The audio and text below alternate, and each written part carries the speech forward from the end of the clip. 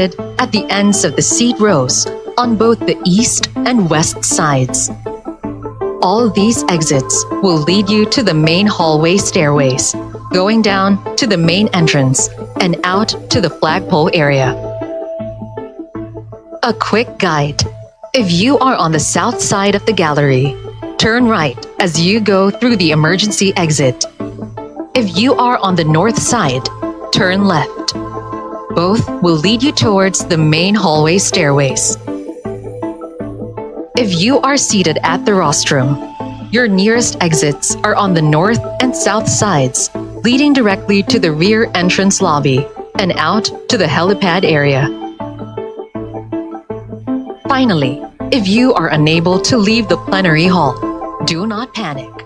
Essential safety items, a hard hat, whistle, bottled water, and flashlight are readily available under your table for your immediate use. Thank you for your attention. Your safety is our shared responsibility.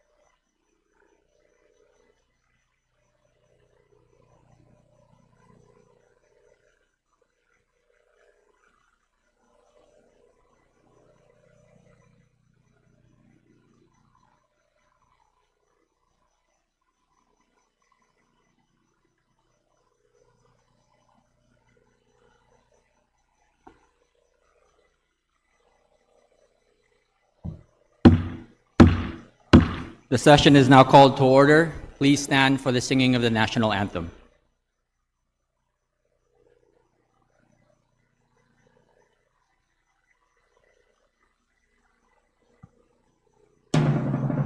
Bayang magiliw, perlas ng silanganan, alam ng puso, sa titik mo'y buhay.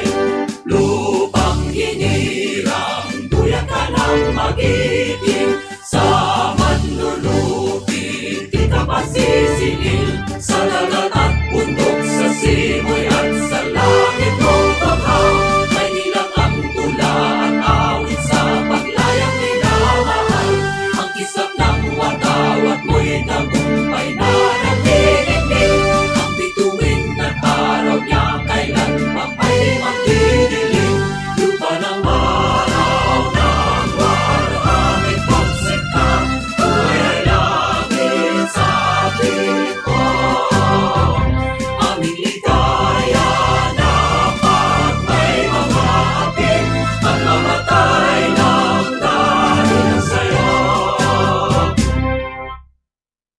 Please remain standing for the invocation to be led by Representative Jan Franz Norbert Joselito Chan.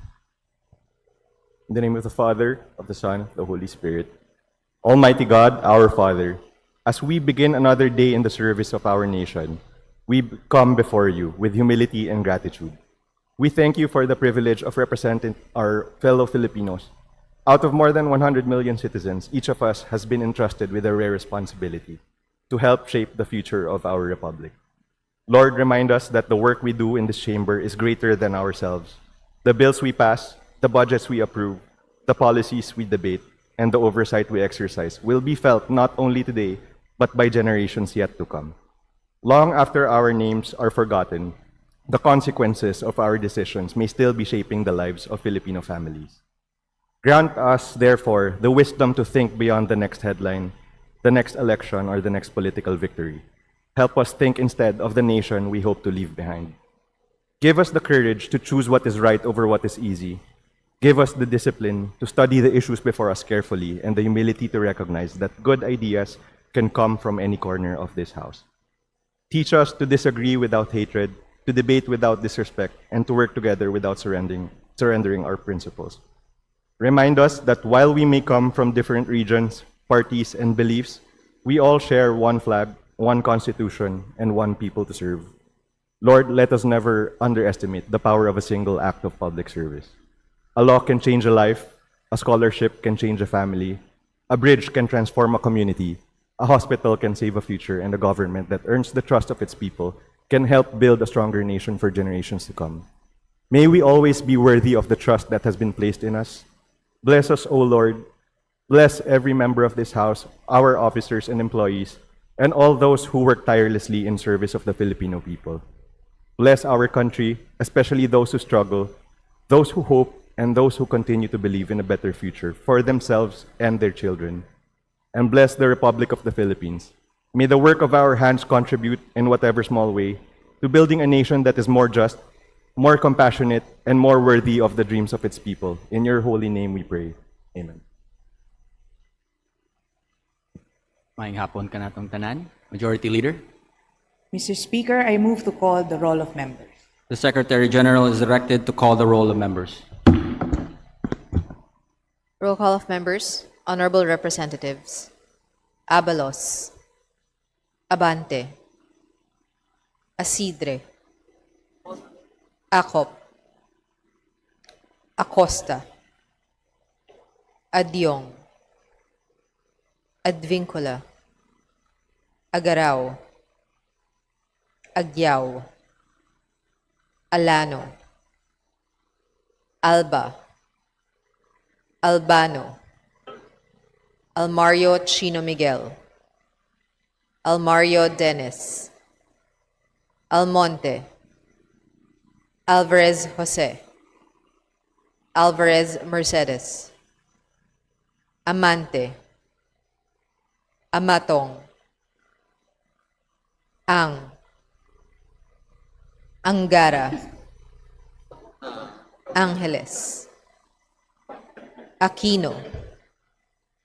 Aquino Magsaysay. Arbison Munir. Arbison Munir Jr. Arenas. Arrogancia. Asistio. Ataide. Aumentado. Ayon. Bagaw. Balindong. Banyas Nograles. Bangkoro. Barba. Barbers. Baronda. Barzaga. Bascug. Bautista Claude. Bautista Johan Monich. Bautista Lim. Beltran. Benitez Alfredo. Benitez Javier Miguel. Bernos Ching. Bernos JB. Biron. Bocobo. Bolilia, Bondok, Briones, Bulot Begtang, Cagas, Calderon, Calixto, Cawagdan, Cari, Castro, Caiton, Celeste, Sendanya, Ceniza, Chan Jan Franz Norbert Joselito Almario, Chan Junard,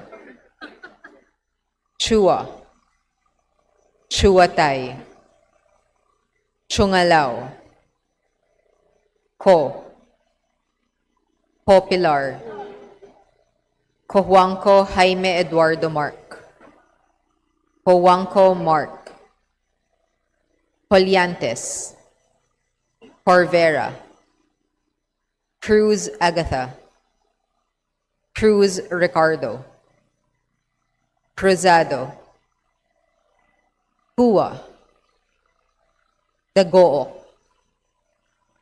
Dalog, Dayanghirang, Daza, De Jesus, De Lima, De Venecia, Defensor, De Gamo, Del Mar, De Los Santos, Di Macuja, Di Maguila, Di Maporo Imelda, Di Maporo City Amina, Diokno, Dionisio, Domingo, Dumogan,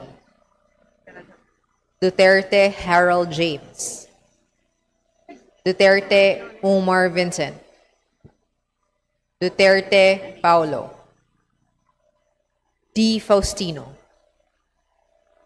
D. Faustino Michael Carlos, D. Ian Paul, Elago, Emano, Enverga, Erice, Escudero, Espares, Espina, Estrella, Ferrer Antonio, Ferrer Jeffrey, Flores, Cortez, Frasco, Fresnedi, Puentebella, Galang, Galeos, Garbin, Garcia Albert, Garcia Dante, Garcia Jose Arturo, Garcia Karen Hope, Garcia Maria Angela, Guardiola, Garin, Gatchalian, Gato, Glepa, Go, Gomez, Gonzalez Alexandria, Gonzalez Elisa Micaela, Gonzalez Christopher Sheen, Gonzalez Roy, Goriseta, Huico, Gintu, Julias, Gutierrez, Hernandez Charisse Ann, Hernandez Dennis,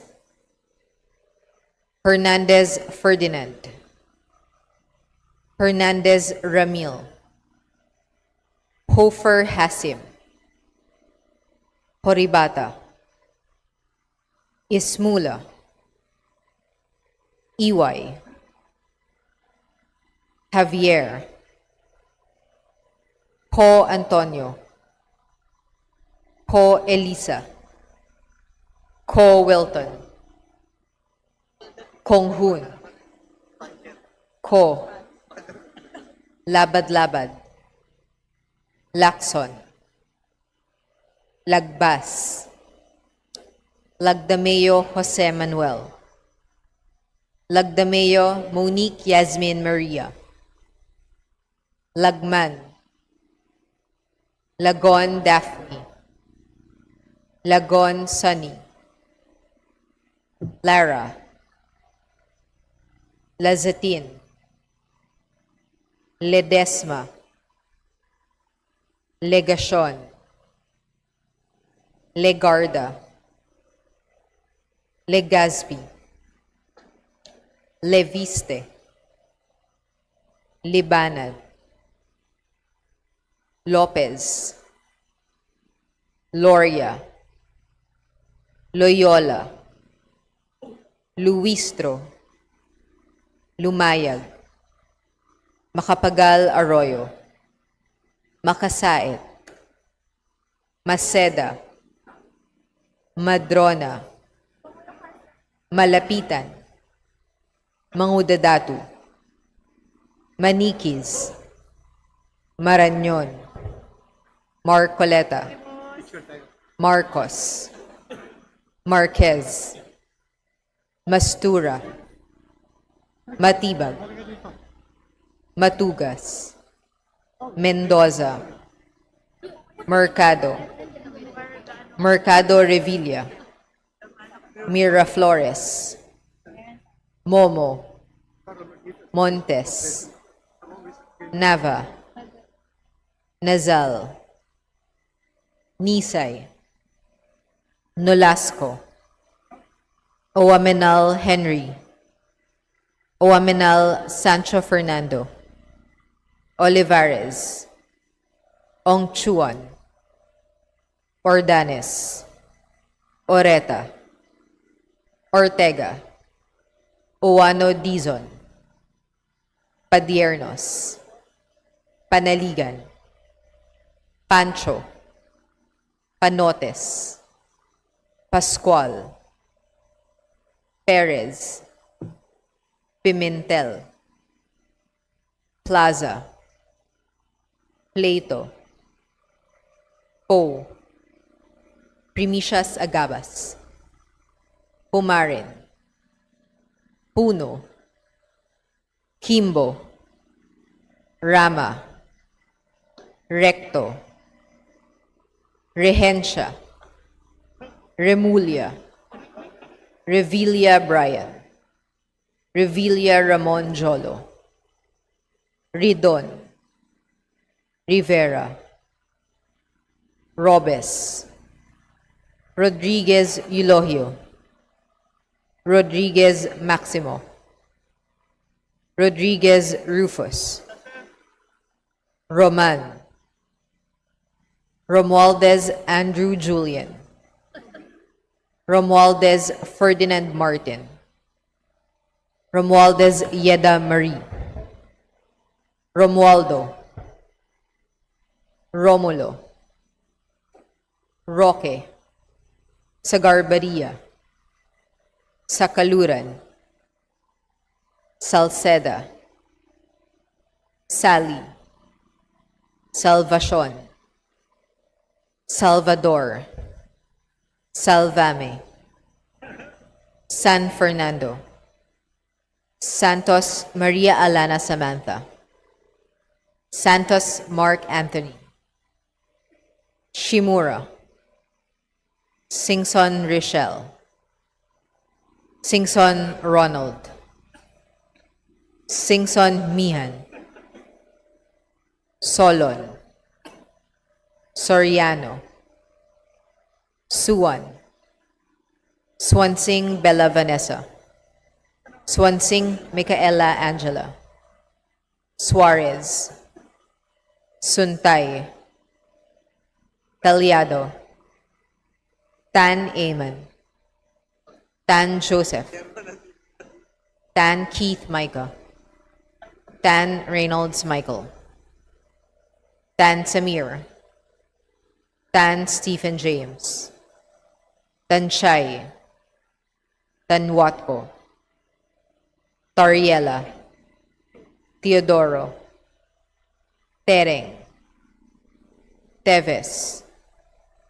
Tiangco, Tieng, Tino, Tolentino, Tuan, Tulfo Jocelyn, Tulfo Ralph Wendell, Tupas, Tutor, T, Umali,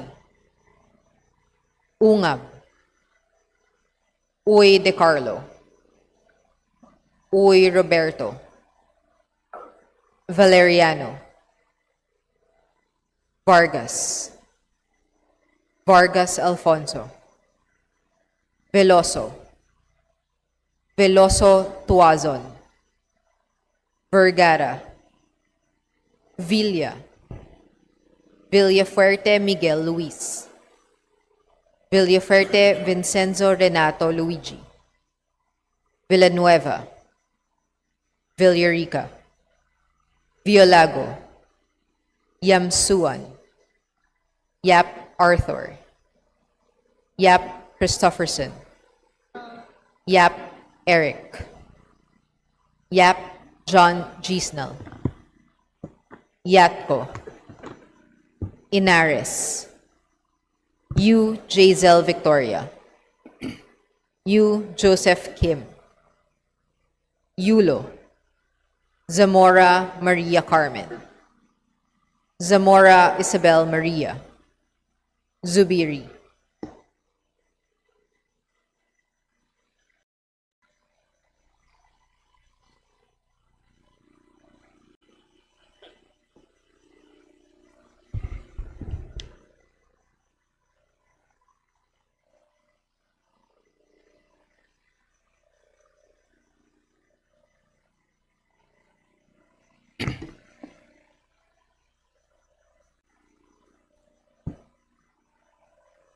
Mr. Speaker, the roll call shows that 223 members responded to the call. With 223 members responding to the call, the chair declares the presence of a quorum. Majority Leader. Mr. Speaker, I move to defer the reading and approval of the journals of previous sessions. Is there any objection? Chair hears none. The motion is approved. Majority Leader. Mr. Speaker, I move to proceed with the reference of business and request that the Secretary General be directed to read the titles of bills and resolutions on first reading, as well as communications and committee reports. Is there any objection? The chair hears none. The Secretary General is directed to read the titles of bills and resolutions on first reading, as well as communications and committee reports for referral to their appropriate committees. Reference of business. Bills on first reading. House Bill number 9384, an act institutionalizing climate literacy and sustainability education at all levels of the Philippine education system, appropriating funds therefore and for other purposes, by Representatives Swansing Bella Vanessa, Chan Jan Franz Norbert Joselito, and Labad Labad. The Committee on Basic Education and Culture and the Committee on Higher and Technical Education. House Bill number 9385, an act renewing for another 25 years the franchise granted to the Primax Broadcasting Network, Inc. under RA 8134, entitled an act granting the Primax Broadcasting Network, Inc. a franchise to construct, install, operate, and maintain radio and television broadcasting stations in the Philippines, by Representatives Lagdameo, Munique, Yasmin Maria. To the Committee on Legislative Franchises. House Bill number 9386, an act reconstituting the Philippine Racing Commission into the Philippine Racing Corporation and for other purposes, by Representative De Jesus. To the Committee on Games and Amusements. House Bill number 9389, an act standardizing the documentary stamp tax on horse racing tickets, amending Section 190 of RA 8424, otherwise known as the National Internal Revenue Code of 1997 as amended, Section 6 of RA 7978, and Section 10A1 of RA 11649, and for other purposes, by Representative De Jesus. To the Committee on Ways and Means. House Bill number 9392, an act increasing the benefits of barangay officials, including barangay tanods and members of the Lupong Tagamamayapa, granting a lump sum retirement gratuity pay equivalent to 100,000 pesos, providing other non-monetary benefits, amending for the purpose Section 393 of RA 7160, otherwise known as the Local Government Code of 1991 as amended, by Representative Olivares. To the Committee on Local Government.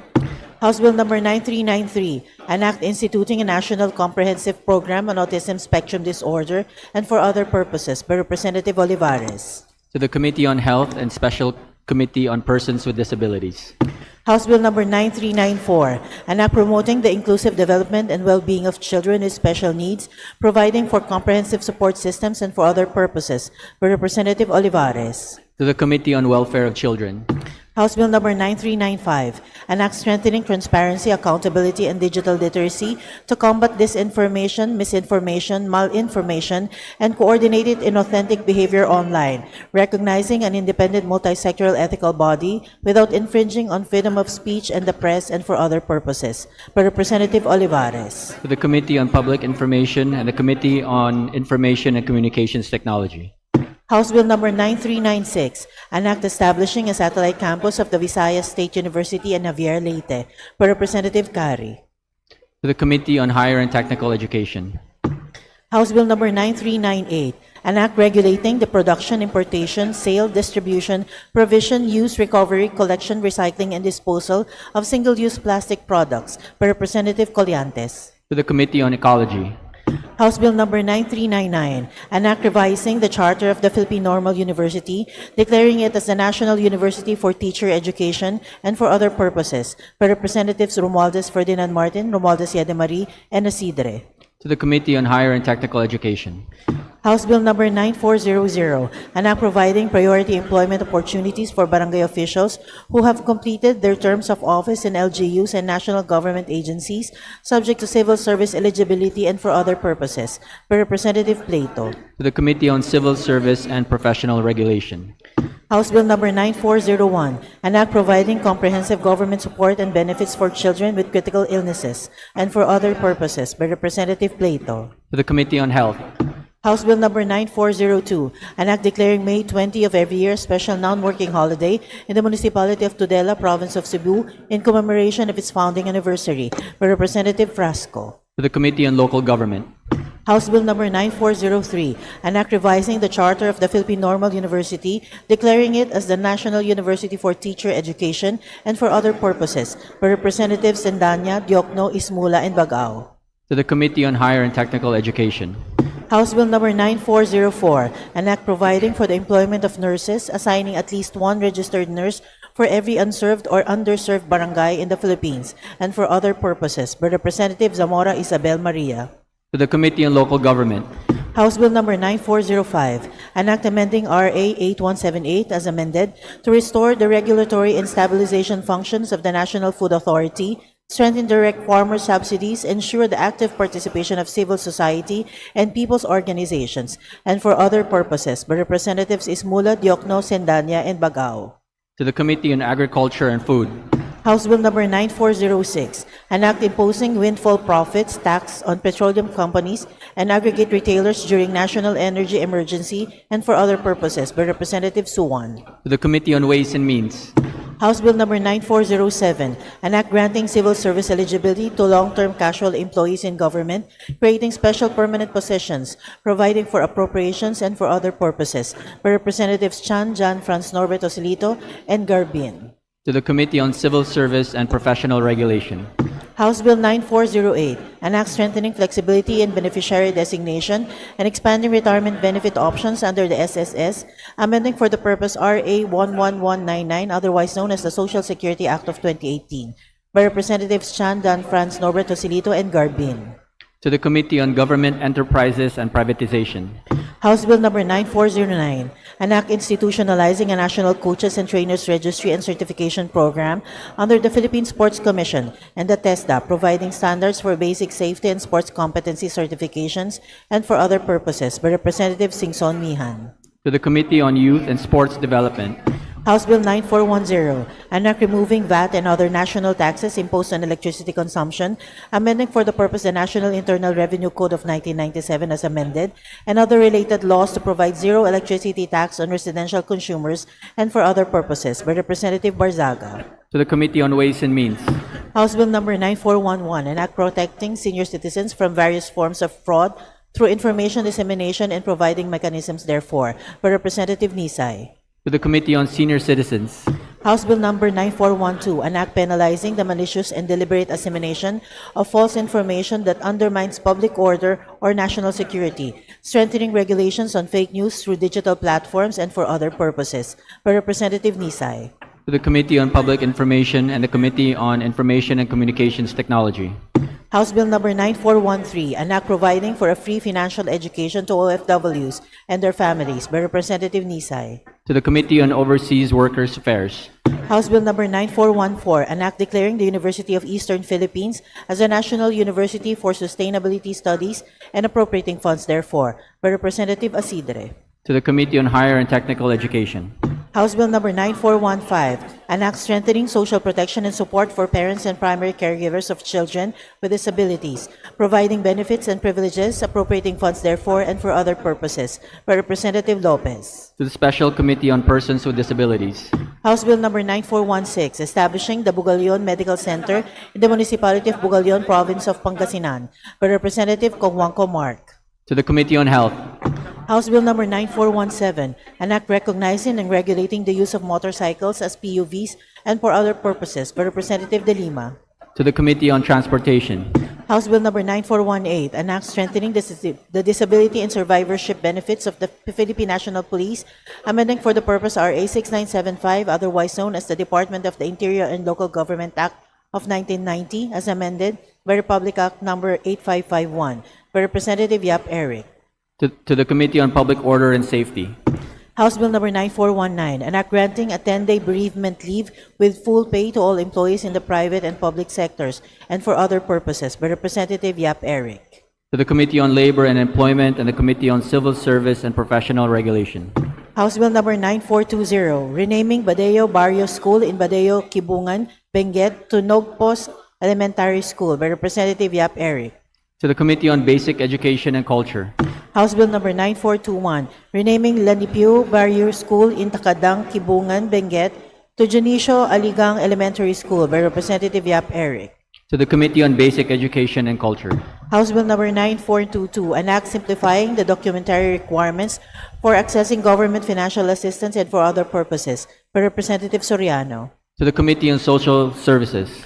House Bill Number 9423, an act providing for a free annual medical checkup for Filipinos and appropriating funds therefor. By Representative Soriano. To the Committee on Health. House Bill Number 9424, an act establishing a national patient navigation and referral system to strengthen healthcare delivery and delivery systems and appropriating funds therefor. By Representative Soriano. To the Committee on Health. House Bill Number 9425, an act mandating the formulation and institutionalization of a comprehensive infrastructure and development master plan, establishing the Master Plan for Infrastructure and National Development Council and appropriating funds therefor. By Representative Soriano. To the Committee on Public Works and Highways. House Bill 9426, an act establishing the Anti-Stunting Action Plan Council in the Philippines, defining its powers and functions, appropriating funds therefor, and for other purposes. By Representative Soriano. To the Committee on Health. House Bill Number 9427, an act strengthening Presidential Decree Number 1096, the National Building Code of the Philippines as amended, by mandating a comprehensive nationwide inspection of buildings and imposing stiffer penalties against building officials who violate the pertinent provisions of the said code. By Representative Soriano. To the Committee on Public Works and Highways. House Bill Number 9428, an act providing compassionate and right of access to medical cannabis, expanding research into its medicinal properties and for other purposes. By Representative Soriano. To the Committee on Dangerous Drugs and the Committee on Health. House Bill Number 9429, an act to create a healthy food marketing environment. By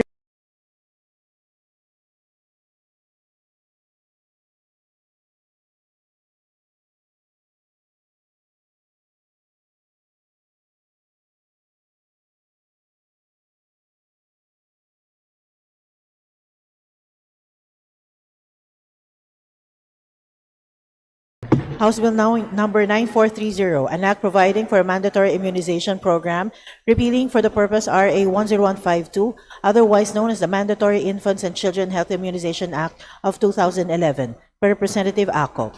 To the Committee on Health. House Bill Number 9431, an act conferring the cadets of the PNPA the status of government employee, granting salaries, benefits, and privileges. By Representative Acop. To the Committee on Public Order and Safety. House Bill Number 9432, an act providing for a national government initiative for teeth and innovative oral health care, thereby strengthening RA 1082 and providing funds therefore. By Representative Acop. To the Committee on Health. House Bill 9433, an act providing for the modernization of the public health emergency preparedness and response capabilities, establishing for this purpose the Center for Disease Prevention and Control, and appropriating funds therefore. By Representative Acop. To the Committee on Health. House Bill 9434, an act granting Philippine citizenship to Athena Roberts. By Representative D. Faustino Michael Carlos. To the Committee on Justice. House Bill 9435, an act strengthening local sports programs to develop young athletes and appropriating funds therefore. By Representative D. Faustino Michael Carlos. To the Committee on Health and Sports Development. House Bill 9436, an act declaring October of every year as the National Esports Month. By Representative D. Faustino Michael Carlos. To the Committee on Youth and Sports Development. House Bill 9437, an act strengthening the protection and welfare of animals, repeating for this purpose RA 8485 as amended by RA 10631, otherwise known as the Animal Welfare Act of 1998. By Representative Degamo. To the Committee on Agriculture and Food.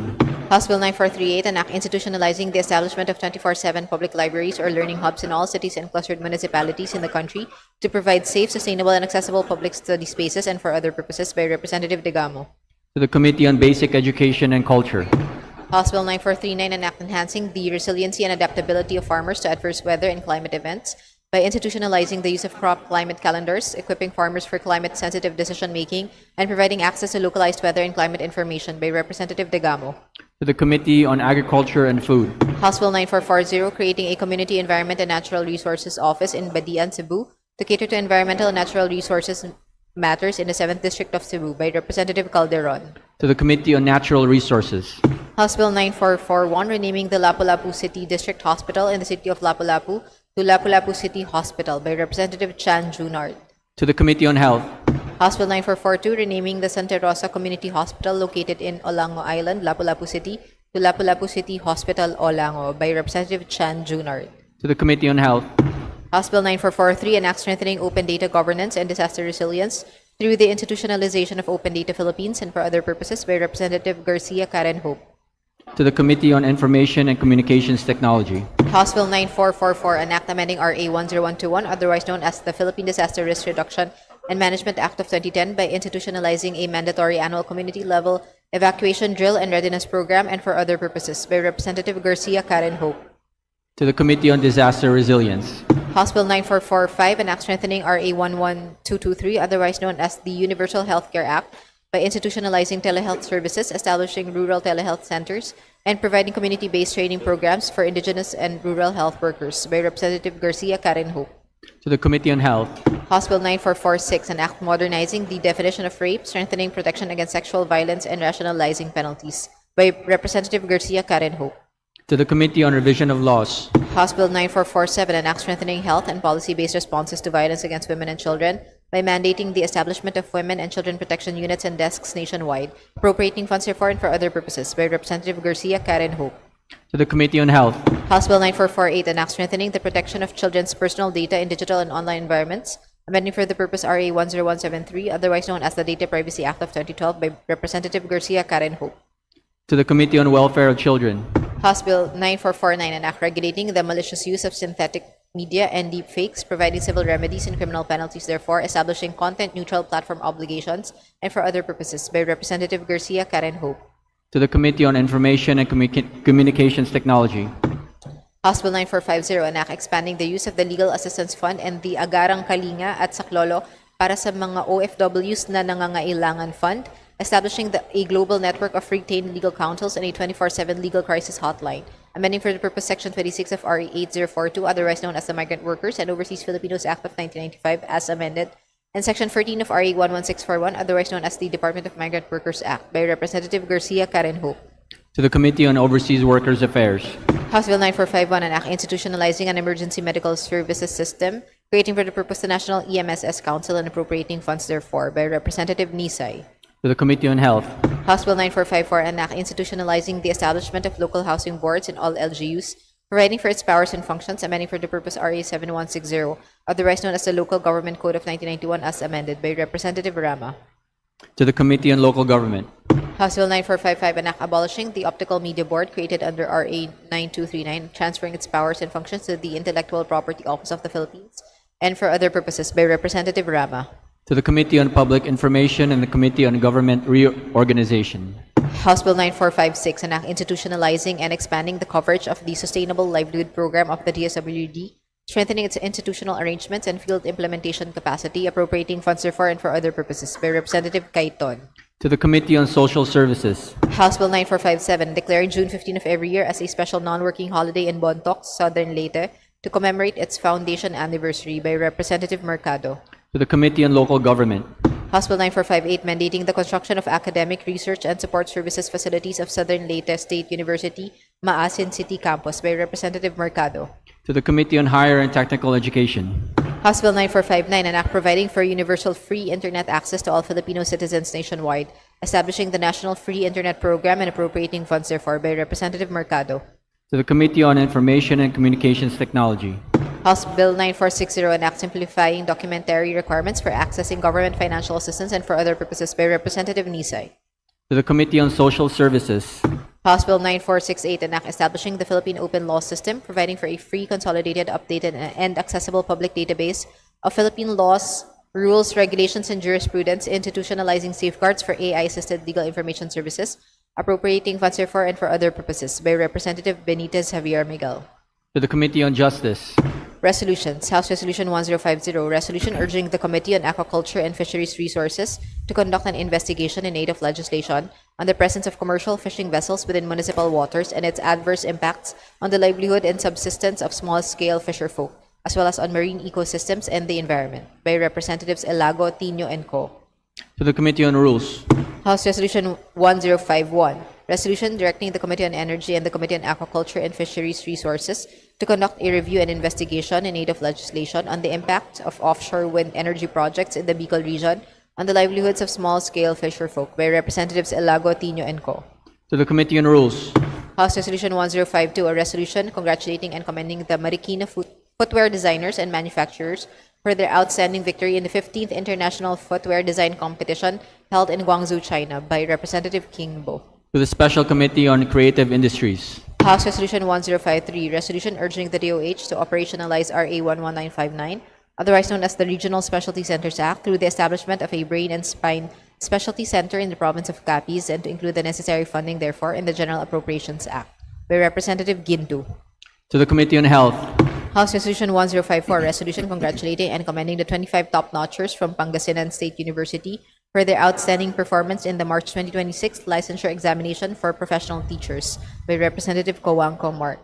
to the Committee on Basic Education and Culture, House Resolution 1055, resolution directing the House Committee on Agrarian Reform, jointly with the other appropriate committees, to conduct an inquiry in aid of legislation on the implementation of RA 9700, otherwise known as the Comprehensive Agrarian Reform Program Extension with Reforms, Harper, with the end in view of addressing implementation deficiencies in ensuring the completion and integrity of land distribution, strengthening tenure security, and enhancing support services for agrarian reform beneficiaries, by Representative De Lima.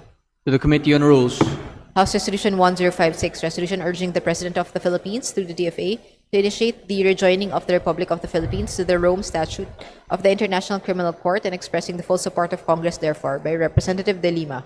to the Committee on Rules, House Resolution 1057, resolution urging the DFA and other appropriate government agencies to take immediate steps toward the ratification and implementation of the International Convention for the Protection of All Persons from Enforced Disappearances, with the end in view of strengthening human rights protection, ensuring accountability, and providing justice for victims, by Representative De Lima.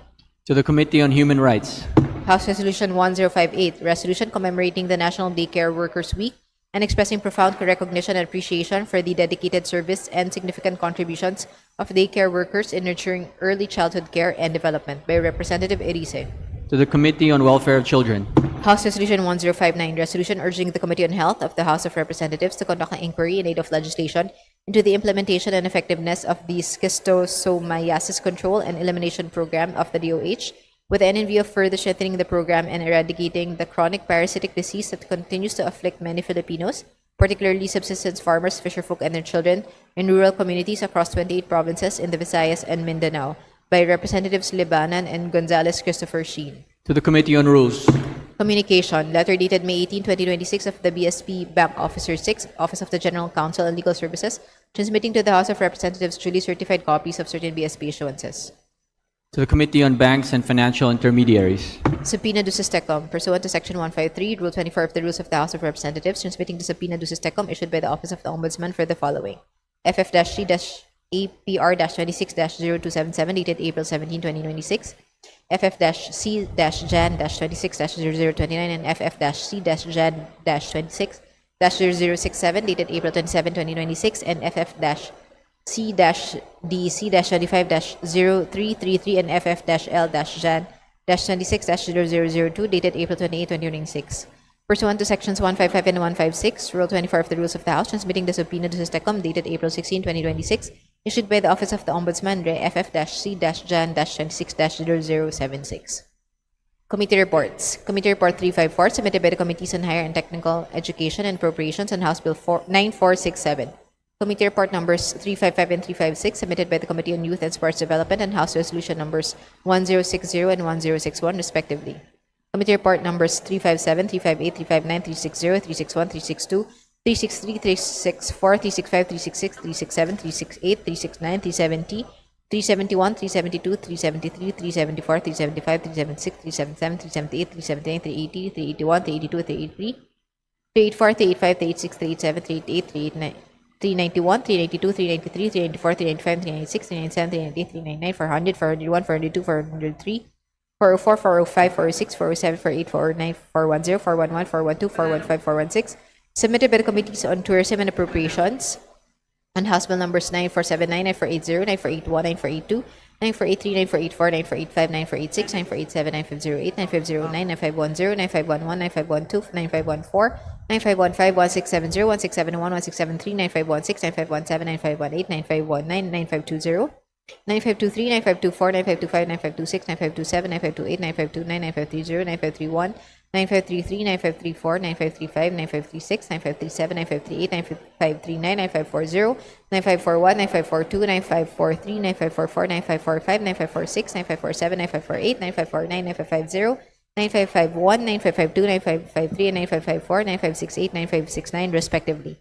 Committee Report 390, submitted by the Committee on Higher and Technical Education and House Bill 9532. Committee Report 413, submitted by the Committee on Natural Resources and House Bill 9562. Committee Report 414, submitted by the Committee on Basic Education and Culture and House Bill 9565. The aforementioned committee reports are all referred to the Committee on Rules. Majority Leader. Mr. Speaker, may we request to acknowledge the guest of Representative Shelo Crisel Lagman. They are as follow. From the LG of Baguio City, Mayor Benjamin Magalong, Councilor and Advocacy Committee Chair of League of Councilors, Elmer Datuin, City Councilor Joel Alangsab.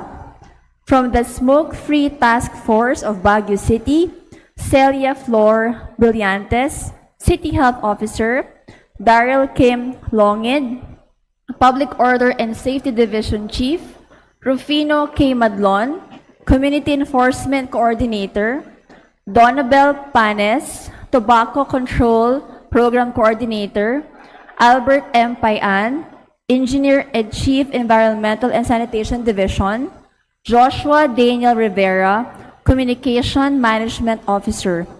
From MMDA, Francisco B. Martinez, Director, Health, Public Safety and Environmental Protection Office, Jasmine Paraiso, Project Manager, HPSEPO, Maria Salome Zoleta, Chief Environmental Management Specialist.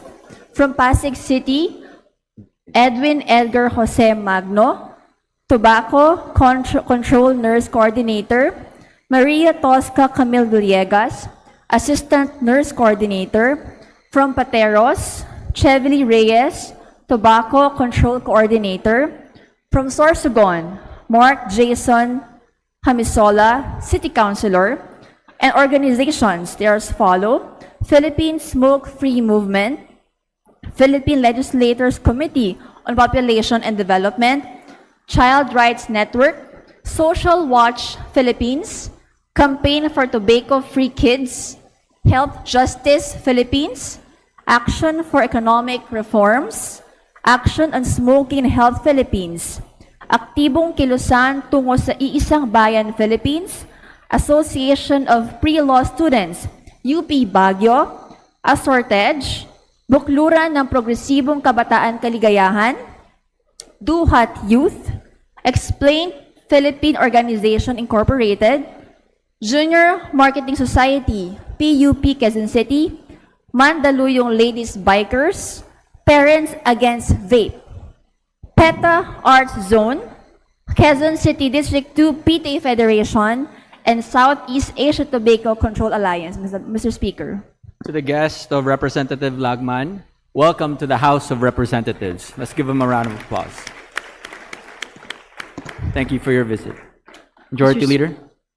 Mr. Speaker, may we also recognize the guests of the Honorable Roy M. Gonzalez from the Lone District of Santa Rosa, Laguna. They are from various organizations, namely Kabataan ng Bagong Kongreso, Kilos Lagunense, Junior City Officials, Batch Echo, Libertas Debate Society, and the PUP Santa Rosa Student Council. They are James Ryan Alzona, Andre Josh Iglesia, Jean Rhea Magsayo, Kirsten Yume Sanchez, Maria Nicole Martinez, Sanchi Paulino, Precious Colin Ables, Gianna Christine Teo, Jose Gabriel Bantolo, Aisha Daphne Gamutan, Vincent Gabriel Dacera, Leo Albonita, Jamela Vien Valsorable, Rian Joyrel Lacerna, Rockford Arl de la Torre, Maria Cassandra Largo, Russell Shin Barinuevo, Abdiel Benedict Velasquez, Tristan J. Galapate, Marky Aliza Lopez, Mel Christopher Makilan, Shay J. Amore Benjamino, Thor Harold Florentino, Carlos Valenzuela, Joshua Tabafunda, and Raister John Tortoles. To the guests of Representative Gonzalez, welcome to the House of Representatives. Thank you for your visit. Majority Leader.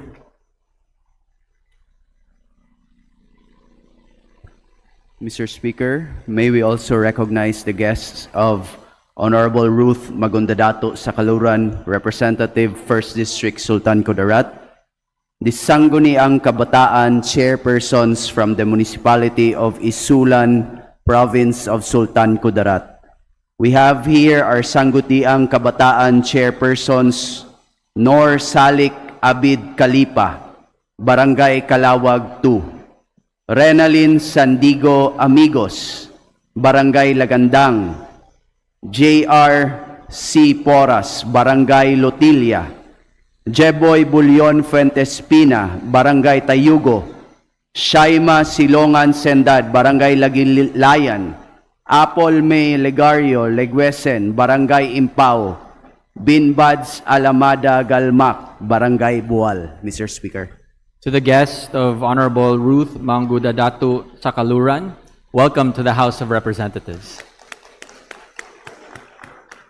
Majority Leader. Mr. Speaker, may we recognize the guests of Congressman Timothy Joseph Tim E. Cayton, Lone District of Nueva Ecija, from the Bungkalot tribe, namely Daniel Pasigian, Jackie Pasigian, Antonia Pasigian, Armand Pasigian, Erwin Gumiad, Raymond Pasigian, Gabriel Beso, John Pasigian, Temi Gabogen, Tomo Kidatan, Richard Aliwak, Efren Bernabe, Sandico Tiburcio, Marco Pugo, Ray Pasigian, Lucas Pasigian, Dennis Gabogen, Anteg Pasigian, Joseph Aliwak, Robinson Kaanawan, Samson Ebenga,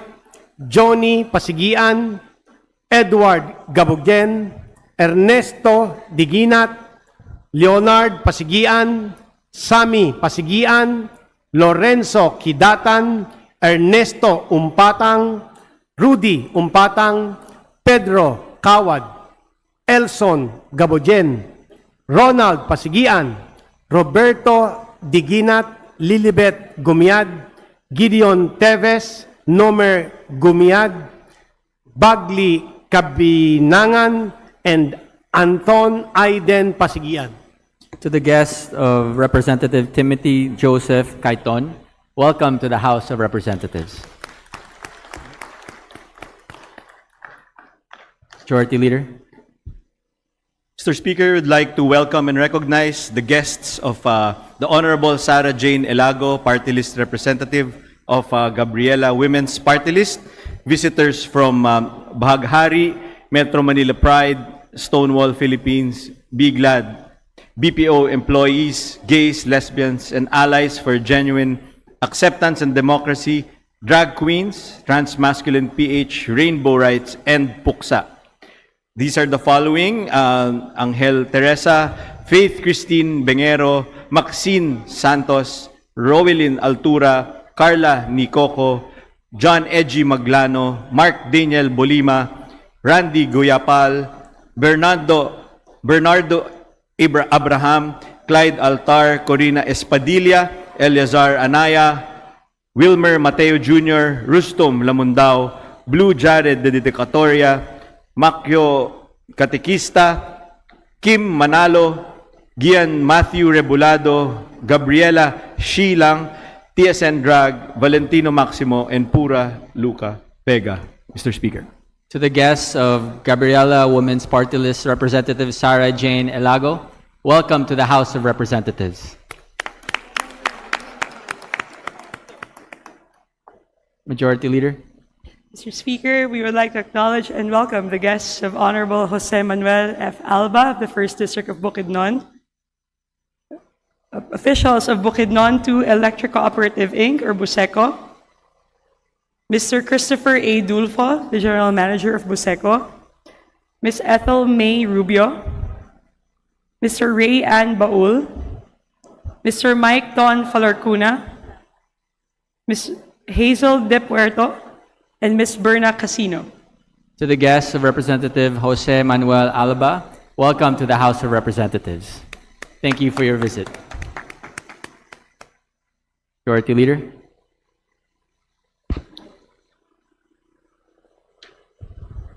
Mr. Speaker, pursuant to our rules, today being a Monday, I move to open the privilege hour. Is there any objection? The chair hears none. The chair declares a privilege hour. Majority Leader. Mr. Speaker, I move to recognize the Honorable Laila M. De Lima of ML Party List to avail of the privilege hour. Representative De Lima is recognized. Please proceed. Thank you, Mr. Speaker. Distinguished colleagues, mga kapwa kong Pilipino, yesterday, May 31, we celebrated National Fisherfolk Day, a day the Republic, by its own law, sets aside to honor the men and women who go out to sea before sunrise so that the rest of us may eat. And yet, as we sit here in this hall, somewhere off the coast of Quezon, of Masbate, of Palawan, fisherfolk are hauling in nets lighter than the ones they had before. Their catch is smaller. Their diesel is more expensive. Their children's future uncertain.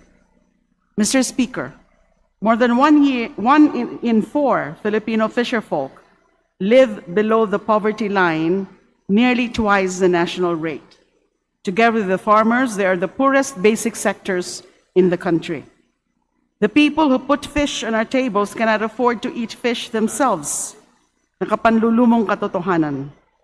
The poverty of our fisherfolk and the poverty of our seas move together. Our fisherfolk are stewards of the nation. When the sea suffers, so do they.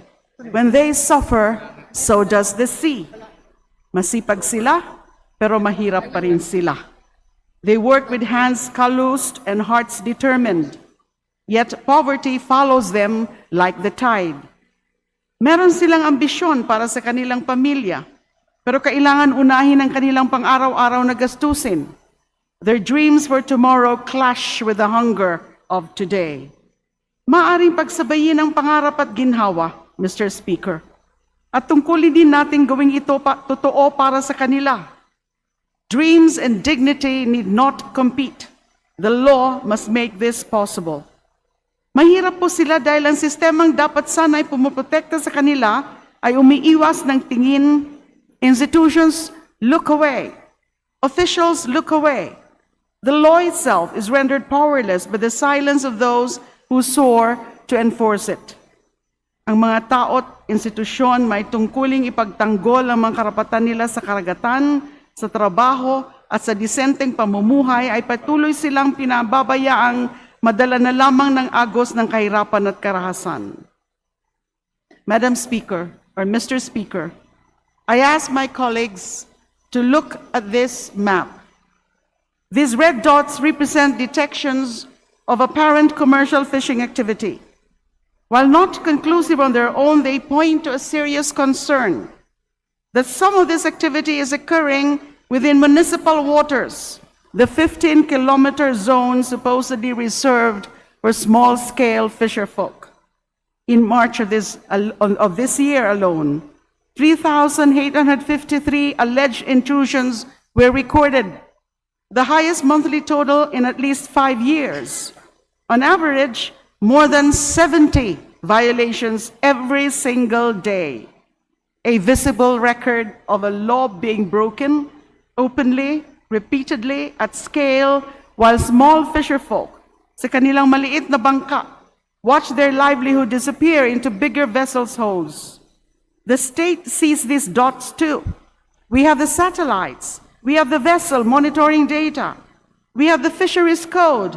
We have 10 years of Republic Act 10654, otherwise known as an act to prevent, deter, and eliminate illegal, unreported, and unregulated fishing.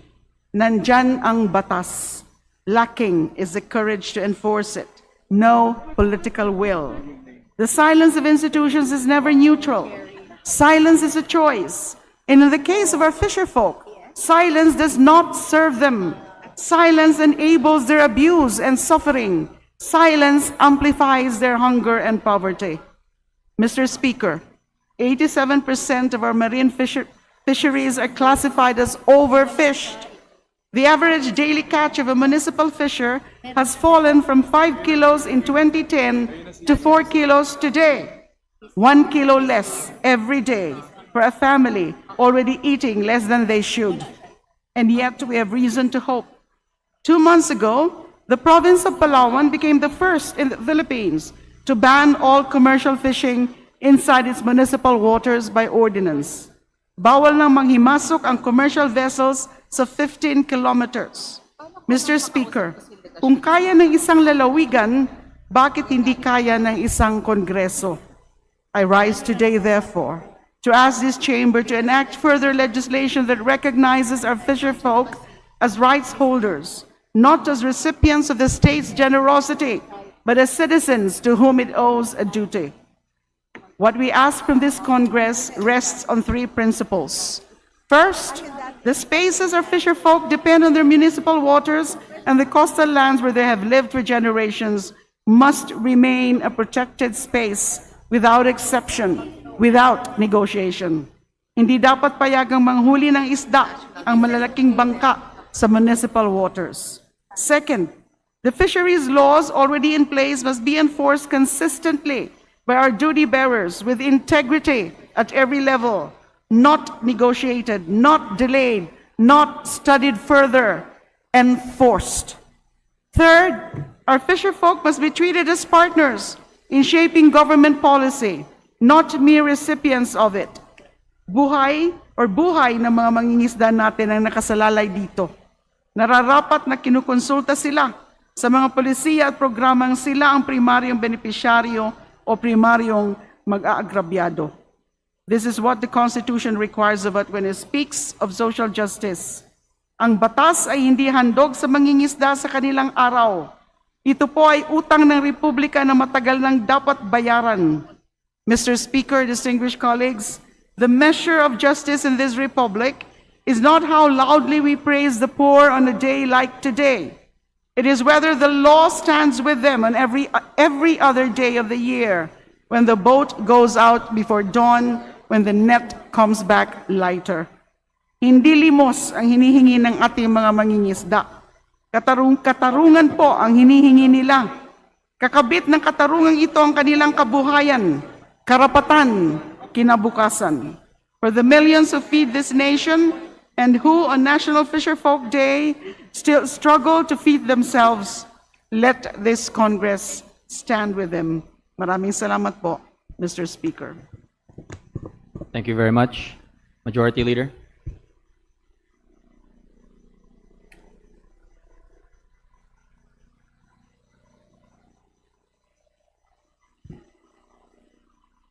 Mr. Speaker, I move to refer the speech of the Honorable Laila De Lima to the Committee on Rules for its appropriate action. Is there any objection? Chair hears none. The privileged speech of Honorable De Lima is referred to the Committee on Rules. Majority Leader. Mr. Speaker, I move to recognize Representative Nelson Legacion from the 3rd District of Camarines Sur for his privileged speech. Representative Nelson Legacion is recognized. Please proceed. Mr. Speaker, my dear colleagues, good afternoon. I rise today on a matter of personal and professional privilege. I rise to speak about a personal commitment to ensure that the lessons I learned while wading through the flooded streets of Naga are translated into meaningful legislative action, not only for the 3rd District and the entire province of Camarines Sur, but also for the entire country. Before serving as the representative of the 3rd District of Camarines Sur, I served as the City Mayor of Naga for 2 terms, from 2019 to 2025.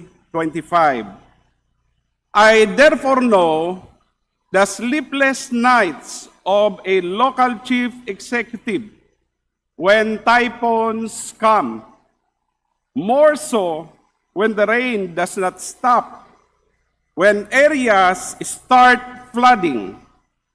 Alam naman nating lahat na parte ng klima sa Pilipinas ang tag-ulan mula Hunyo hanggang Hulyo at minsan nga ay umaabot pa hanggang Setyembre o Oktubre. Tuwing papasok ang mga buwang ito, parati tayong nakaalerto.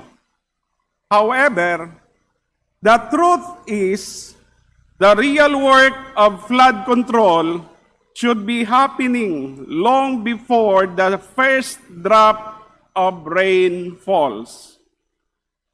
I have always been a firm believer that clean, unobstructed waterways are our best defense.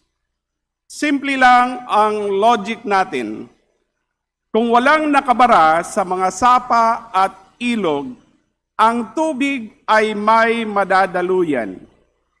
This is not just a policy talking point for me, it is a lesson I carried with me from the ground up. In 2021, during my time as mayor and after 3 successive typhoons hit us during the last quarter of 2020, we launched a clearing operation of our waterways in Naga, including what we call as Sagup Creek. At that time, we were only able to make a real dent because we borrowed an amphibious excavator from the Department of Public Works and Highways. Nakita namin ang resulta. Bumilis ang daloy ng tubig at gumaan ang pakiramdam ng mga Nagenyo dahil nabawasan ang pagbaha sa mga kritikal na lugar. Pero ito ang masakit na katotohanan na kinakaharap ng bawat local government unit. In just 2 short years, balik sa dati. Bumalik ang water lilies, tumubo ulit ang mga ligaw na damo, at ang creek na pinaghirapan nating linisin ay barado na naman. It taught me that flood mitigation is not a one-time, big-time project. It requires periodic, consistent maintenance. Let me repeat that for emphasis. Flood mitigation is not a one-time, big-time project. It requires periodic, consistent maintenance. This concern is more relevant now than ever. We have seen significant momentum recently, particularly with the high-level inspection conducted last February by President Ferdinand Bongbong Marcos Jr.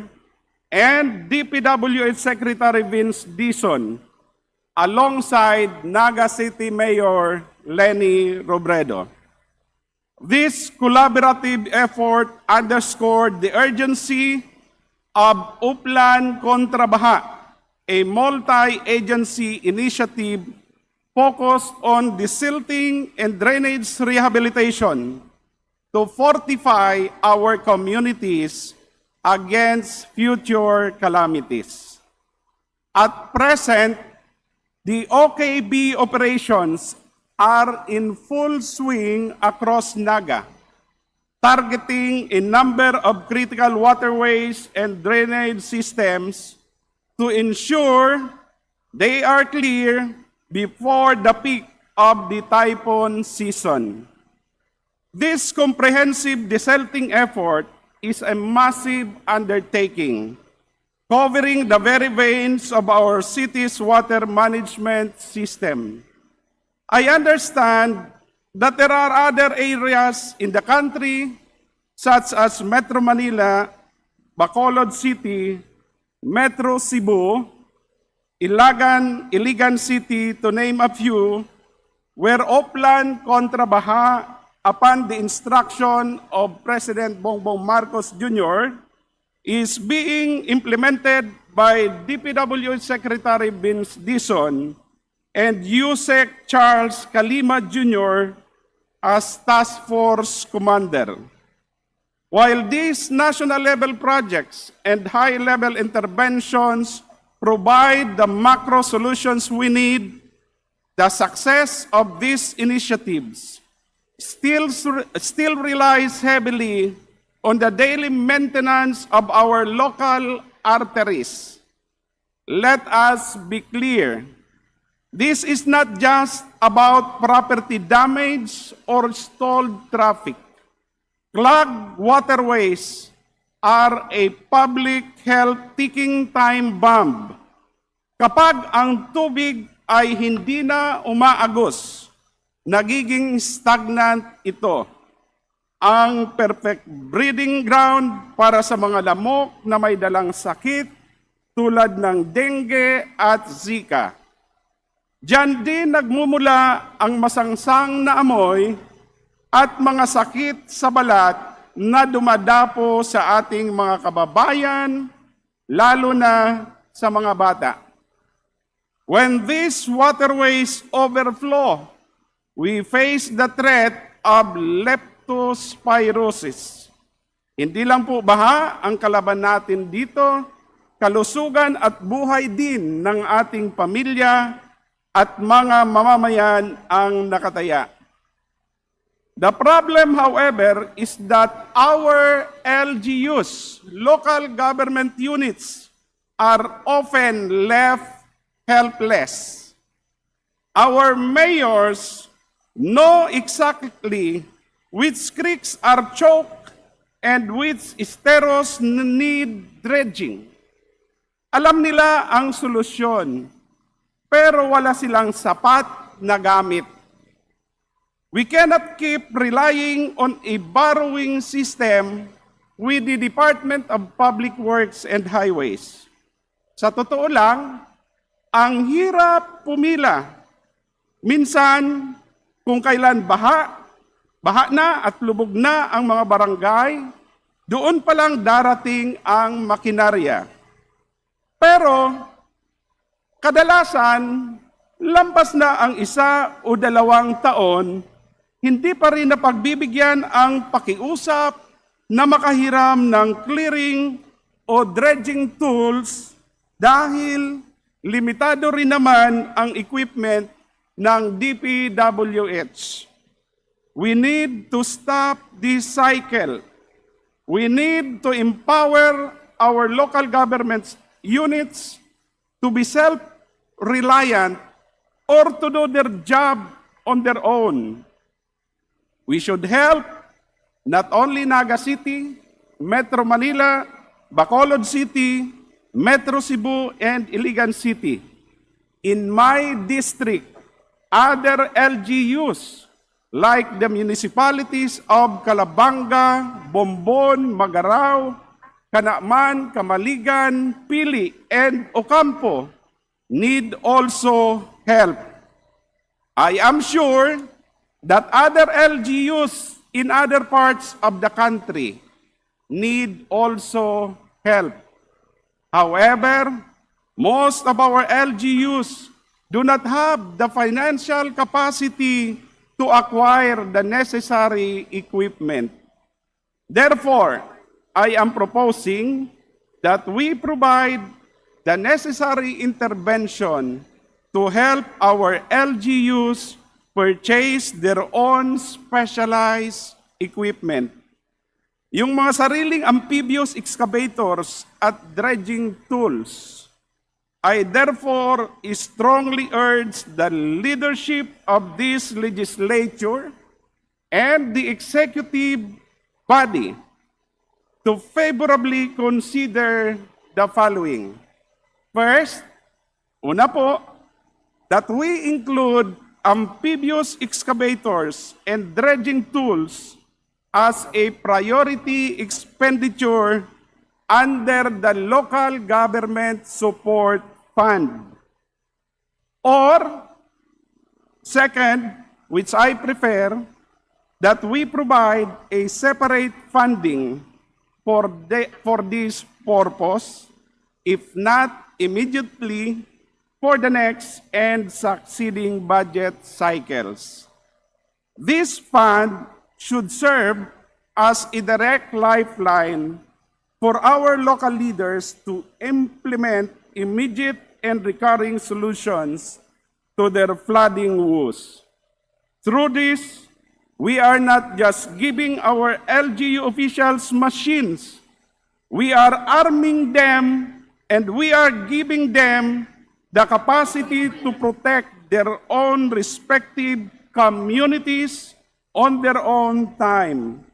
Huwag na nating hintayin na muling lumubog ang ating mga komunidad o magkaroon ng outbreak ng sakit bago po tayo kumilos. Maraming salamat, Mr. Speaker. Diyos mabalos. Thank you very much. Majority Leader. Mr. Speaker, I move to refer the speech of the Honorable Legacion to the Committee on Rules for its appropriate action. Is there any objection? The chair hears none. The privileged speech of Honorable Legacion is hereby referred to the Committee on Rules. Majority Leader. Mr. Speaker, may we welcome and recognize the guests of Representative Filimon Espares of Co-op NATCO Party List and Representative Antonio Legarda of the Lone District of Antique. They are Brittany Angel Rubino, Binibining Pilipinas, Province of Antique, and Mr. Flord Calawag. To the guests of Honorable Filimon Espares and Honorable Antonio Legarda, welcome to the House of Representatives. Thank you for your visit. Majority Leader. Mr. Speaker, I move to recognize the Honorable Shelo Crisel Lagman of the 1st District of Albay to avail of the privilege hour. Honorable Chelo Crisel Lagman is recognized. Thank you, Mr. Speaker. Honorable Speaker, distinguished colleagues, I rise today not only as a legislator, but also as a former practicing health professional. and as someone who has seen firsthand how preventable diseases continue to take root and proliferate in our communities. Today, June 1, we celebrate the beginning of the national observance of No Smoking Month. And so I think this is the best time to remind all of us about the ill effects of smoking. We are facing today a worsening public health crisis assaulting our homes, our schools, our communities, and unconscionably cutting short the lives of our young people. Tobacco use continues to claim more than 8 million lives globally every year, including over 1.3 million non-smokers exposed to secondary hand smoke. In the Philippines, the top 5 causes of death: ischemic heart diseases, neoplasms, cancer is a neoplasm, cerebrovascular diseases, including strokes and aneurysms, pneumonia, and diabetes mellitus are also among the top 10 tobacco-related diseases. And every year, tobacco kills around 112,000 Filipinos. Beyond the health risks, we must also take into account the associated social cost. Tobacco-related diseases do not only take lives, they disrupt families. They leave spouses forcibly charged with caring for the sick, children witnessing and suffering from prolonged illnesses, and in too many cases, families grieving losses that could have been prevented. These are avoidable tragedies that needlessly cascade across generations. We all know the harm of tobacco and vape use does not end with the smoker. This is reflected in the latest data from the Global Adult Tobacco Survey 2021 and the Global Youth Tobacco Survey 2019. Among adults, around 2.5 million Filipinos are exposed to tobacco smoke in enclosed workplaces, while 4.2 million adults reported exposure in public transportation. Among the youth, 41.7% reported exposure to tobacco smoke inside enclosed public places. Clearly, exposure to secondhand smoke remains a daily reality for millions of Filipinos. It is not a matter of choice for those exposed. It is imposed and inflicted upon them in our barangays, our schools, parks, and even inside our homes. Worse, exposure to secondhand smoke starts early. A 2023 survey by the Food and Nutrition Research Institute disclosed 1 million new smokers aged 10 to 19. Sometimes the most powerful reminders come from children themselves. I have shared this quote before, but it bears reiterating. My 12-year-old niece, Maliha, said this: "Ang usok ng sigarilyo ay hindi lamang nakakasama sa kalusugan ng naninigarilyo, kung hindi pati na rin sa mga taong nakapaligid, lalo na sa mga batang mas sensitibo ang baga. Ito rin ay isang masamang halimbawa sa mga batang nakakakita dahil maaari nitong gayahin at isipin na isa itong normal na gawain." Mr. Speaker, fellow policymakers, that is not a policy expert speaking. That is a child who already understands what is at stake. Hindi lang sila nalalantad sa panganib, natututo rin sila kung ano ang nakikita nila. And when harmful behavior becomes normalized, prevention becomes even more difficult. Our nation ably responds to visible threats, whether during a pandemic, disasters, or in times of conflict. Yet, every year, tobacco-related diseases claim even more lives, quietly, without the same urgency or attention. Ironically, This is a crisis we have long known how to prevent. The challenges are many, but they are not insurmountable. Glimmers of hope exist across the country. Several local government units have already demonstrated that strong smoke-free and vape-free policies do work. That when there is political will, strict and full and policy enforcement, and community participation, healthier and safer environments are achievable. Baguio City, a recipient of the World No Tobacco Day Award 2026 by the World Health Organization, understood early on that legislation hardly matters without consistent implementation. Thus, its leadership ensured visible, sustained, and compassionate enforcement through a multi-agency smoke-free task force coupled with cessation support and counseling for those who want to quit.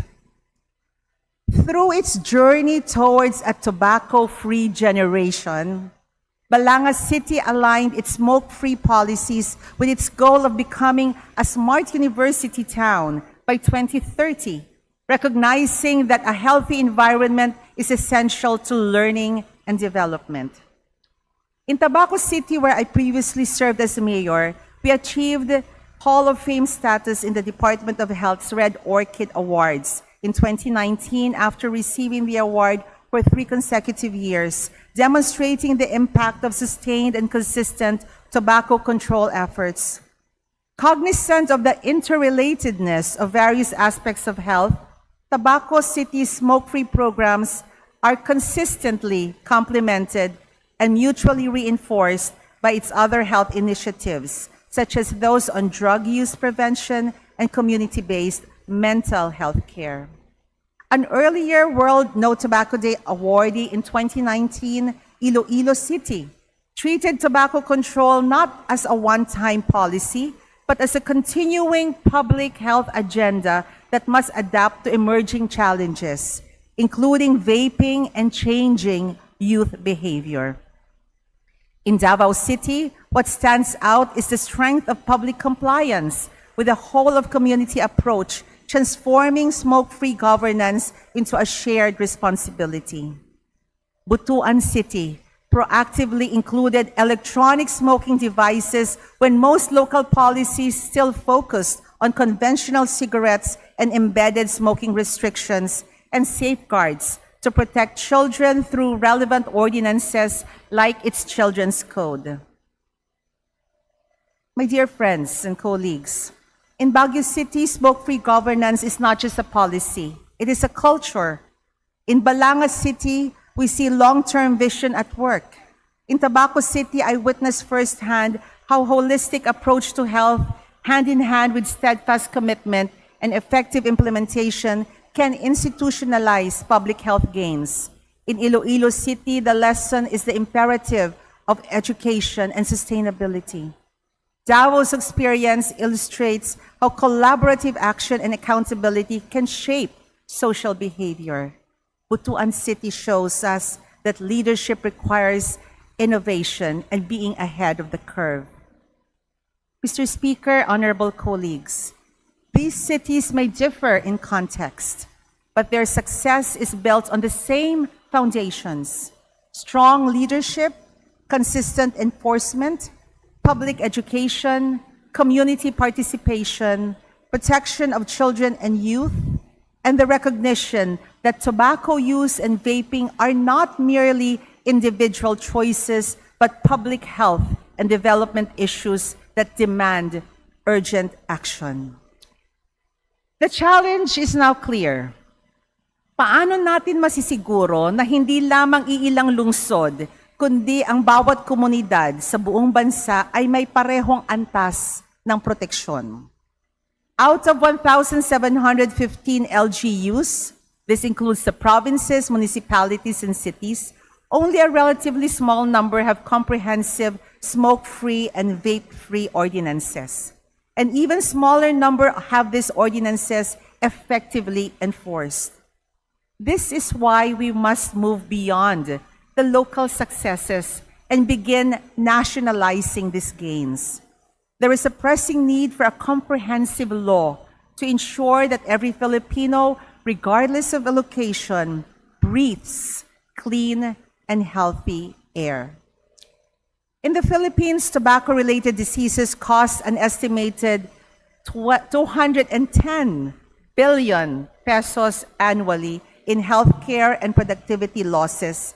And yet, public health and governance studies from the Health Justice and the UP National College of Public Administration and Governance show that even modest annual investments of at least 1% of the annual local health budget for local tobacco and vape control programs can significantly reduce healthcare costs and improve public health outcomes.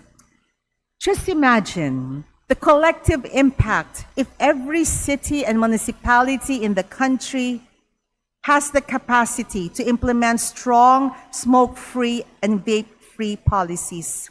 Imagine communities where children grow up without constant exposure to tobacco and vape use, where public spaces are genuinely smoke-free and vape-free, where workers are healthier and more productive, and where families are spared from preventable illnesses, catastrophic healthcare expenses, and unnecessary and preventable deaths.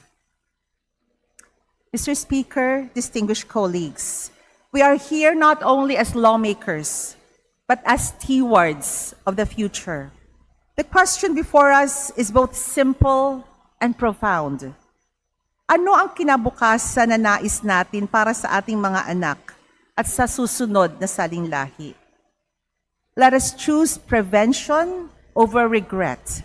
Let us work together to ensure a smoke-free and vape-free environment where the next generations breathe clean air, live healthier lives, and fulfill hopes, achieve dreams, and reach their fullest potentials. And I challenge the House of Representatives to start this action. Diyos maabalos, maray na hapon po sa gabos. Thank you very much. Majority Leader. Mr. Speaker, I move to refer the speech of the Honorable Shelo Crisel Lagman to the Committee on Rules for its appropriate action. Is there any objection? Chair hears none. The privileged speech of Honorable Lagman is hereby referred to the Committee on Rules.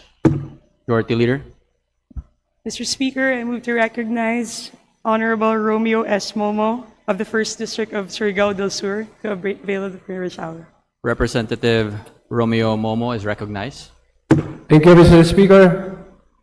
Mr. Speaker, distinguished colleague, I rise today on a matter of urgent national concern, a matter that strikes at the very core of public safety, governance, and accountability. Last May 24, our nation witnessed a heartbreaking tragedy in Angeles City, Pampanga, where a building still under construction collapsed in the dead of night. Dozens of our fellow Filipinos, mostly construction workers, were buried beneath concrete and steel. Some were rescued, others tragically did not make it.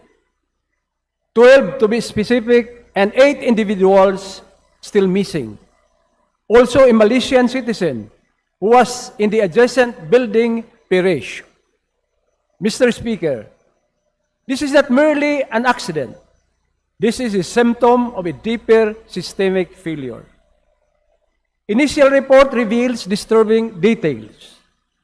The building was approved for 9 floors, yet a 10th floor with a swimming pool was reportedly being constructed. Workers were sleeping inside the structures, raising questions about safety compliance.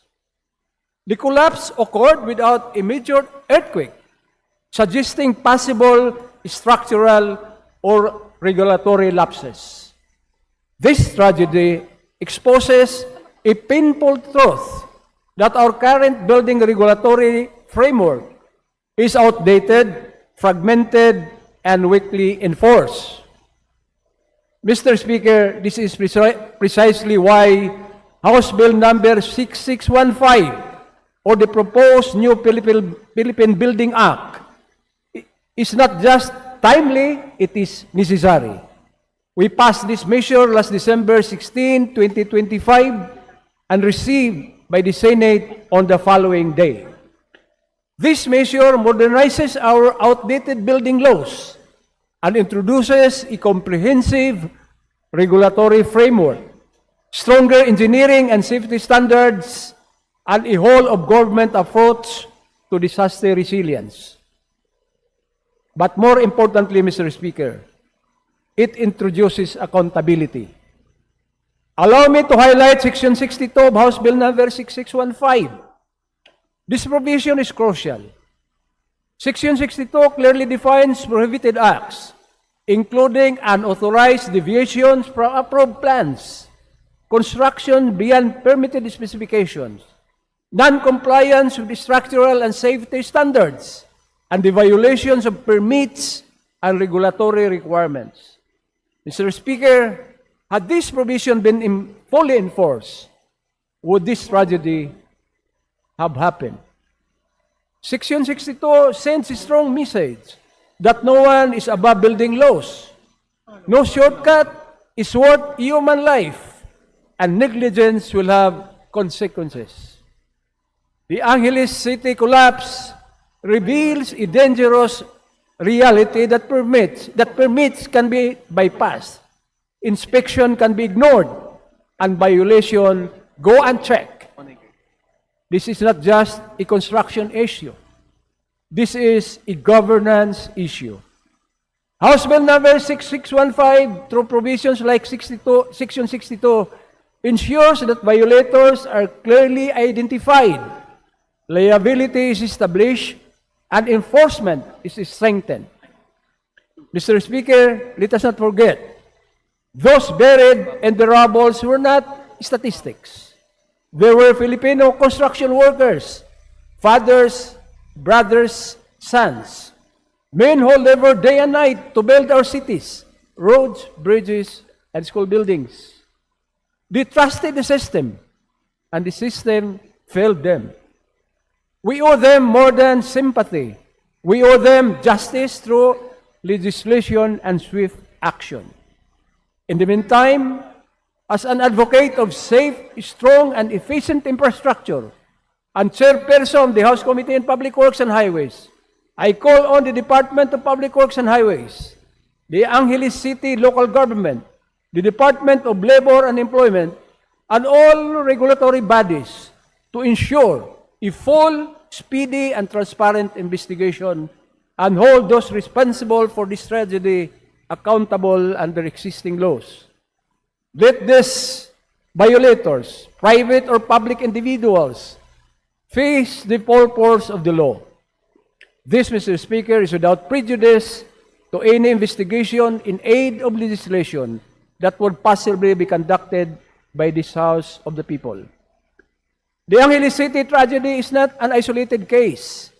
It reflects broader national issues, such as weak enforcement of building permits, unauthorized structural modification, possible negligence or non-compliance by developers, and the lack of real-time monitoring during construction. We cannot continue to normalize disasters that are preventable. Mr. Speaker, this is not just about buildings. This is about trust in our institution, safety of our people, and integrity of our infrastructure projects. The new Philippine Building Act is a lifeline for future generations. Let this tragedy in Angeles City be the last of its kind. Let us act decisively, urgently, and responsibly. Let this proposed Philippine Building Act be a law so that never again will Filipinos have to dig through the rubble and to find the cause of our inaction. Daghang kayong salamat, Mr. Speaker, Your Honor. Daghang salamat. Majority Leader. Mr. Speaker, I move to refer the speech of the Honorable Momo to the Committee on Rules for its appropriate action. Is there any objection? The chair hears none. The privileged speech of Representative Momo is hereby referred to the Committee on Rules. Majority Leader. Mr. Speaker, I move to recognize the gentleman from Party List Ako Bicol, Representative Alfredo A. Garbin Jr. To avail of the privilege R. Representative Garbin is recognized.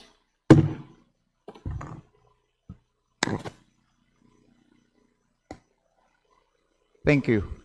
Mr. Speaker, distinguished colleagues, my fellow servants of our beloved country, there comes a moment in the life of every public servant when silence becomes complicity and when speaking out becomes an act of duty rather than ambition. Today, I speak not as a partisan, not as a member of any political camp, not as an ally of adversary of any personality in this chamber or beyond it. Today, I speak as a Filipino. At this moment, I speak for Filipinos who no longer have the luxury of waiting for us to finish our political bickering. Mr. Speaker, look around us. Every morning, our nation awakens not to hope, but to headlines. Every evening, our people go to sleep weighed down not by the day's honest labor, but by the exhausting noise of endless political conflict. Investigations stack upon investigations, impeachment complaints chasing impeachment complaints, accusations volleyed across institutions, realignments, betrayals, alliances formed at dawn and broken by dusk. Gunfire inside the very halls meant to embody our democracy. Our courts dragged into political theater. Our agencies weaponized. Our discourse poisoned. And while all of this consumes our airwaves, our headlines, and our attention somewhere in Metro Manila is a mother dividing 1 cup of rice among 4 children. Somewhere in Bicol, a farmer staring at his fields, wondering if the next typhoon will be finished, what inflation has already begun.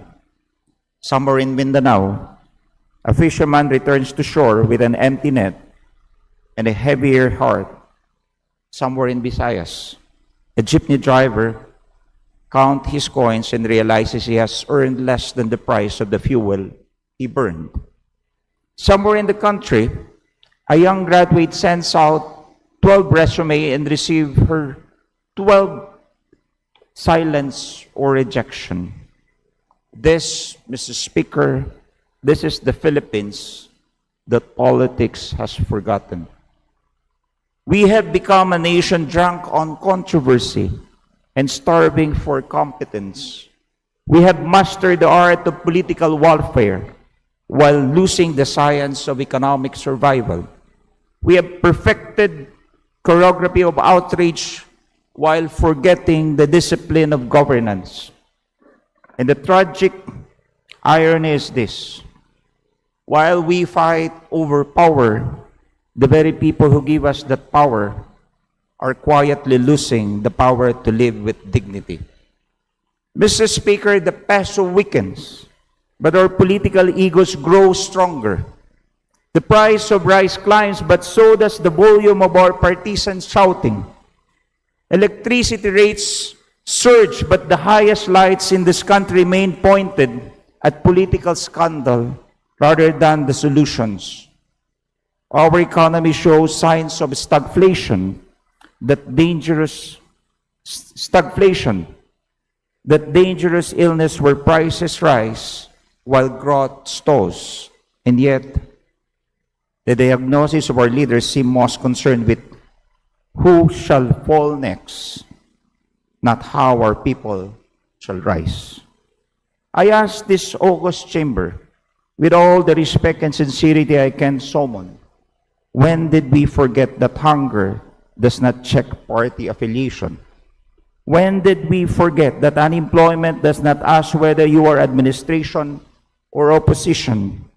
When did we forget that the mother boiling water with salt to quiet her children's hunger does not care with faction wins tomorrow's news cycle? She only cares whether tomorrow there will be food. Mr. Speaker, the Filipino is not asking us to agree on everything. The Filipino is simply asking us to agree on them. To agree that their suffering is real. To agree that their patience is not infinite. To agree that their dignity is not negotiable. To agree that beneath every political color we wear, there beats the same brown heart, under the same sun, same archipelago, bearing the same Filipino. And so today, I make an appeal not to a party, not to a bloc, not to a personality, but to every Filipino in this hall and beyond it.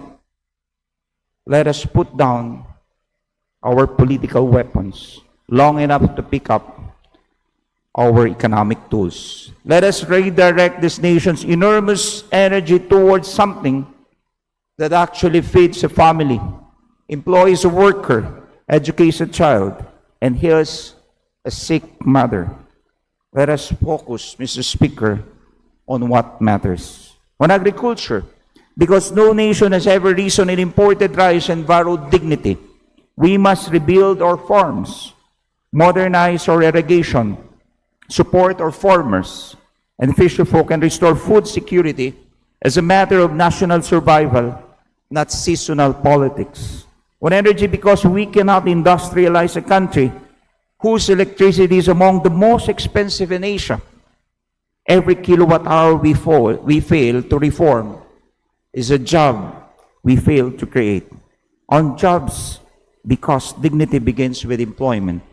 And a nation that cannot employ its own people will forever be a nation that exports its own children. On micro, small and medium enterprises, because the sari-sari store, the karanderia, the family-owned shop, the online seller, tricycle operator, these are not statistics. They are the true engine of our economy, and they are gasping for breath.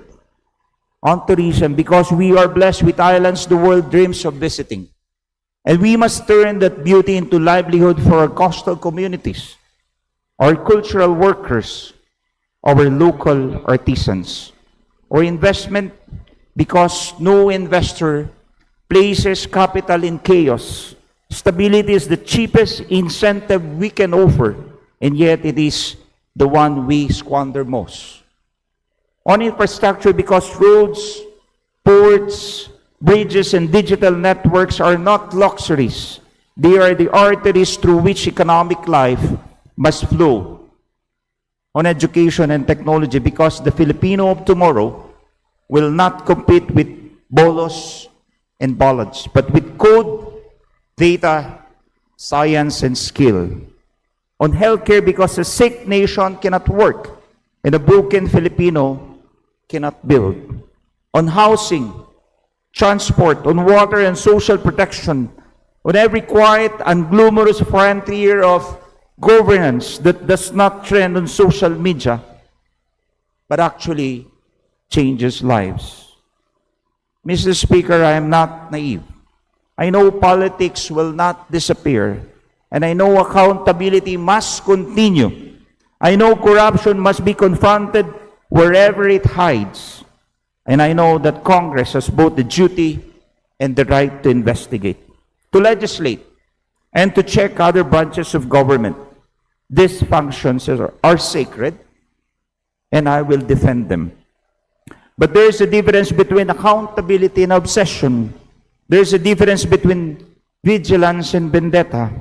And there's a difference between cleansing a republic and consuming it. And right now, I fear we are crossing that line. Not because any one person willed it, but because all of us together we have allowed the political to eclipse the practical. Let me be clear. When budgets are weaponized, communities lose services.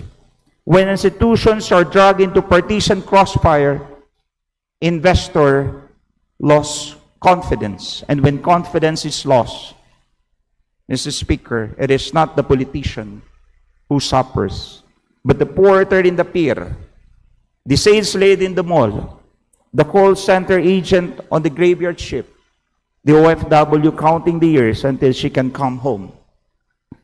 They are the ones who pay the bill for our political indulgences. And so I say, my colleagues, across every aisle, every party, every camp, in every loyalty, let history not remember this Congress as the one that perfected political combat while peso crumbled. Let it not be written that we were eloquent in attack and silent on the economy. Let it not be said that we mastered the microphone but forgot the marketplace. Let it be instead said that in a moment of national turbulence, Filipinos in this chamber remembered that they were Filipinos first. Because at the end of every term, the titles we hold today will return to the people who lent them to us. The seats we occupied will be inherited by others. These speeches we give will fade. The headlines will yellow. But what will remain, what truly remain, is whether the Filipino family lived better, ate better, worked better, and hoped better because we were here. Mr. Speaker, we are one people, one archipelago, one destiny. We have survived colonizers, dictators, calamities, pandemics, and crises that would have broken lesser nations. We will survive this too. But only if we remember that Filipino does not need us to fight for them in the arena of politics, nearly as much as they need us to fight for them in the arena of life. So let us rise not against each other, but alongside each other. Let us debate, but let us also deliver. Let us disagree, but let us never forget who we serve. Let us go home tonight not asking who won today's political round, but asking instead, what did I do that will reach the kitchen of a Filipino family tomorrow? That, Mr. Speaker, is the only scoreboard that matters. May God bless the Filipino worker, the Filipino farmer, the Filipino mother, the Filipino child, the Filipino dreamer, and through them, may God bless the Republic of the Philippines. Thank you, Mr. Speaker. Jos Mabalos. Thank you very much. Majority Leader. Mr. Speaker, I move to refer the speech of the Honorable Garbin to the Committee on Rules for its appropriate action. Is there any objection? The chair hears none. The privileged speech of Honorable Garbin is hereby referred to the Committee on Rules. Majority Leader. Mr. Speaker, I move to recognize the lady from Gabriela Party List, Representative Sarah Jane Ilago, for her to avail the privilege hour. Representative Sarah Jane Ilago is recognized. Please proceed. Maraming salamat, Mr. Speaker. Magandang hapon sa lahat at isang mapagpalayang pagbati ng Buwan ng Pride ngayong Hunyo. This June marks the commemoration of the LGBTQIA+ Pride Month, the annual celebration, the annual protest, the annual observance of the importance of fighting for our equal rights, for the civil rights to be free from any form of discrimination, to work, study, and live equally. One of the first ever Pride demonstrations in the Philippines and in Asia was Stonewall, Manila, held on June 26, 1994, which is the 25th anniversary of the riots at Stonewall Inn, New York. There were around 50 demonstrators who marched at Quezon City Memorial Circle, calling to end gender-based discrimination and to likewise junk the value-added tax, which was recently passed then. Ngayon ho, nasa 32 ng taon mula ng demonstrasyon na ito, mataas pa rin ang presyo ng mga bilihin at marami pa rin pinapasan ang napakabigat na value-added tax. Mula noong taon na yon, 1994, nung bago pa lang ito, nasa 10%, ngayon ay tumaas na ito ng 12%. Nakita natin kung gaanong ramdam na ramdam ng ating mga kababayan, ng bawat Pilipino, ang bigat ng krisis na pang-ekonomiya, na higit na naghihirap ang ating mga kababayan dahil sa kawalan ng sapat na proteksyon sa paggawa at ang talamak na diskriminasyon sa mga opisina at pagawaan. Ngunit napatunayan, hindi lang sa kasalukuyan, kundi sa ating mahabang kasaysayan na hindi kailanman nagiging hiwalay ang laban para sa pagkakapantay-pantay at ang pangkalahatang laban ng mamamayan, para sa pantay na karapatan, para sa nakabubuhay na sahod, para sa pagpapababa ng presyo ng bilihin, para sa pantay na akses sa mga serbisyong panlipunan, para sa pantay na akses sa edukasyon, sa kalusugan, sa pabahay, at iba pang kinakailangan para sa buhay na tunay na malaya at may dignidad. At ngayon, sa matinding krisis na kinakaharap ng ating mga kababayan, matindi rin ang epekto nito sa ating mga kababayan na LGBTQIA+ mula sa pagtaas hindi lang ng presyo ng pagkain, kundi ng pagtataas din ng presyo at singil sa kuryente, tubig.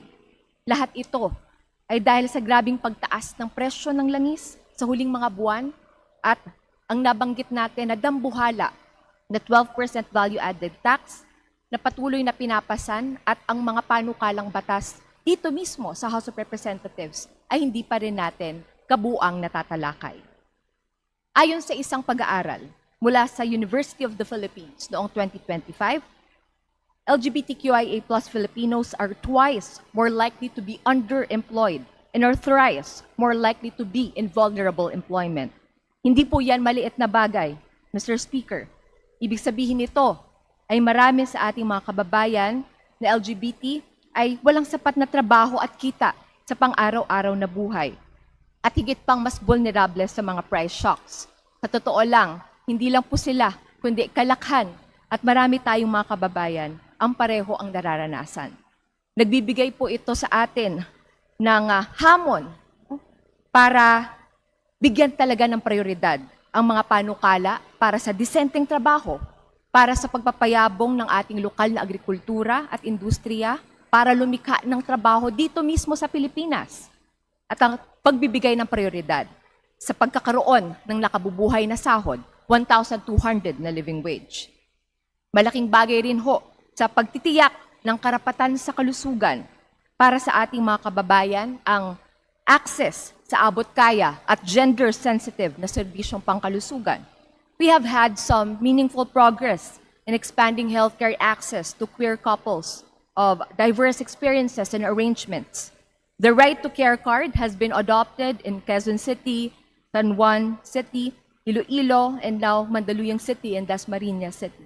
Ang right to care card ay isang napakahalagang dokumento upang makapili ang isang individual kung sino ang maaaring maging kanilang healthcare proxy kahit hindi sila kasal o kahit hindi sila magkamag-anak. At para sa mga iba't ibang partnership, mahalaga ito upang tiyakin na kinikilala ang kanilang mga karapatan na alagaan ang kanilang mga mahal sa buhay habang may medical emergency. Ngunit mayroon pa ring mga malalaking balakid, Mr. Speaker, sa mismong sistema ng pangkalusugan para sa ating mga kababayan.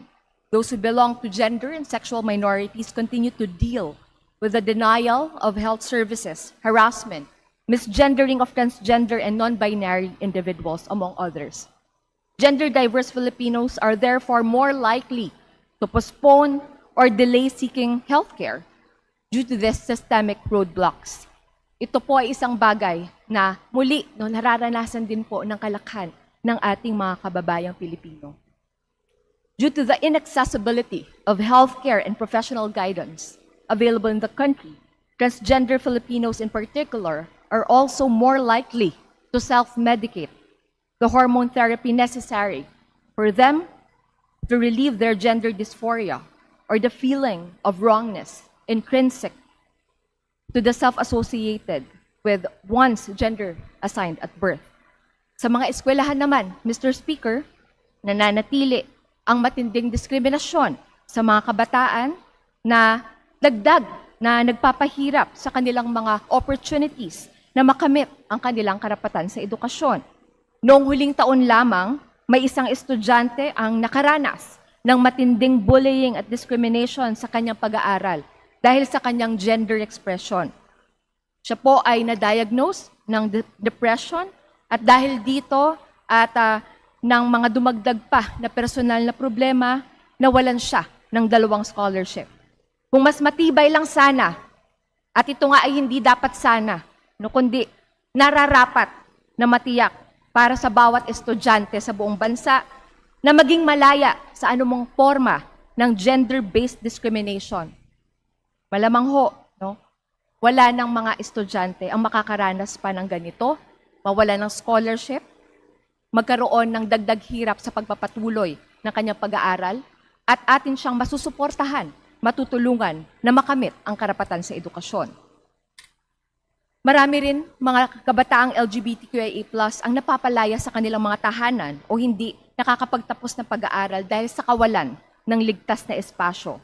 Ito ay pinapatindi ng sistemang patriarkal at feudal na pang-aapi sa kanila, lalong-lalo na sa marami pang lugar kung saan napakalupit ng stigma at mas mailap ang access sa hustisya. Noong huling taon lamang, Mr. Speaker, nakakapanlumo, nakakagalit ang dami ng kaso ng gender-based violence kung saan targeted ang ating mga kababayan at ang pinakamalala dito, ang dumarami ring kaso ng transfemicide o ang pagpatay sa mga trans women kung saan ang nagiging motibo at pinagmumulan ay transphobia at misogyny. Kabilang dito si Kiera Apostol, isang 18 years old na estudyante, at si Ali Makalintal, isang journalist at human rights defender. Hindi lang sila, Mr. Speaker, kundi marami pa ang mga pinalayas, sinaktan, mula noon hanggang ngayon, na nananawagan pa rin ng hustisya at kailangan nating iparinig at ipakita na kasama tayo sa laban sa pagkamit ng hustisya. Mr. Speaker, as we advocate for women's rights, we must also advocate for all women, including queer women and trans women. Dapat bahagi sa sistema, halimbawa, sa pagpapatupad natin ng anti-violence against women and their children, at iba pang mga kaugnay na batas para sa proteksyon ng mga kababaihan, dapat kasama sa response systems, mechanisms natin ng reporting, at pagtitiyak ng legal assistance, ang sensitivity measures na tiyakin na gender inclusive, gender affirmative ang ating mga mekanismo para tulungan ang mga biktima at survivors ng abuso.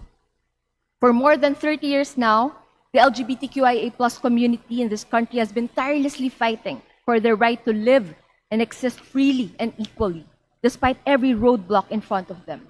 We at this plenary must remember our duty to serve the people of this nation. Ang mga kababayan natin ay kapareho natin na kumakayod, nagsusumikap sa araw-araw para makakain, mag-aral, magtrabaho, mabuhay ng maayos at may dignidad. Ngunit, nakikita natin na sa iba't ibang espasyo, sa eskwelahan, sa lugar ng trabaho, sa mundo ng paggawa, maski ho sa ating mga serbisyong panlipunan, marami pa rin ang napagkakaitan ng kanilang pantay na karapatan. This is why, Mr. Speaker, we must remember that the spirit of Stonewall, which was a riot against police brutality and state neglect, is significant to remember that Pride Month, indeed, is a month of protest. Ito po ay protesta para tiyakin na nagpapatuloy ang laban para sa pantay na karapatan at laban para sa hustisya. Here in the Philippines, that spirit lives on in every queer person who joins workers' picket lines, in every trans person who stands with farmers for genuine land reform, and in every member of the community who fights for the rights of ordinary Filipinos. Ang laban po na ito ay hindi lang laban ng LGBTQIA+. Ito ay laban ng bawat Pilipino para sa pantay na karapatan, para sa pantay na proteksyon, para maging malaya sa anumang forma ng abuso at diskriminasyon. The spirit of pride is not about elevating any one person over another unfairly. Rather, pride is a protest against systemic abuse and injustice, one that we must all recognize. Kaya nananawagan po tayo sa ating mga kasamahan sa bulwagang ito. Huwag nating hayaang lumipas ang isa pang taon na puro lamang tayong pagbati ng Happy Pride. Happy naman po talaga dahil nakita natin ang laki ng iba't ibang pagtitipon para sabihin na tayo ay hindi natutulog sa paglaban para sa pantay na karapatan. Ngunit hindi lang dapat happy, kundi dapat merong honor pagdating sa pagbibigay natin ng commitment na bibigyan talaga natin ng prioridad. No? Ang pagtalakay, hindi lang ng mga measures, ng mga hakbang na may kinalaman sa paglaban sa diskriminasyon o para sa pantay na karapatan, para sa katarungang panlipunan. Hindi lang maisabatas ang mga ito, kundi matiyak natin na sa bawat espasyo, kahit saan, kahit kailan, malaya sa anumang forma ng abuso at diskriminasyon ang bawat isang Pilipino. Tayo ay tumitindig sa ngalan ng Gabriela Women's Party, kasama ang sektor, ang LGBTQIA+ community, ipaglaban natin ang isang lipunang walang mapang-api at walang inaapi. Isulong natin ang demokrasya kung saan may tunay na pagkilala sa karapatan ng lahat, sa pantay na karapatan ng lahat, anuman ang kasarian. Happy Pride with the commitment to really honor our pledge to fight for equal rights and equal protection. Maraming salamat, Mr. Speaker. Mabuhay at muli isang palaban na Pride Month sa lahat. Thank you very much. Majority Leader. Mr. Speaker, I move to refer the speech of the Honorable Sarah Jane Elago to the Committee on Rules for its appropriate action. Is there any objection? Chair hears none. The privileged speech of Honorable Sarah Elago is hereby referred to the Committee on Rules. Majority Leader. Mr. Speaker, I move to extend the privilege hour for another 60 minutes to allow other members who registered from the Committee on Rules to avail of the privilege hour. Is there any objection? Chair hears none. Motion is carried. Majority Leader. Mr. Speaker, may we request to acknowledge the guests of Honorable Edgar Arice. They are the daycare workers. They are as follow: Vilma Guevara, Norberta Cruz, Loretta Belen, Dorita Pacho, Cristel Garcia, Rowena Manabat, Catherine Diata, Doreen Ore, Mary Jane Abon, Emelita Rodriguez. That's all, Mr. Speaker. To the guests of the Honorable Edgar Arice, welcome to the House of Representatives. Thank you for your visit. Let's give them a round of applause. Thank you. Majority Leader.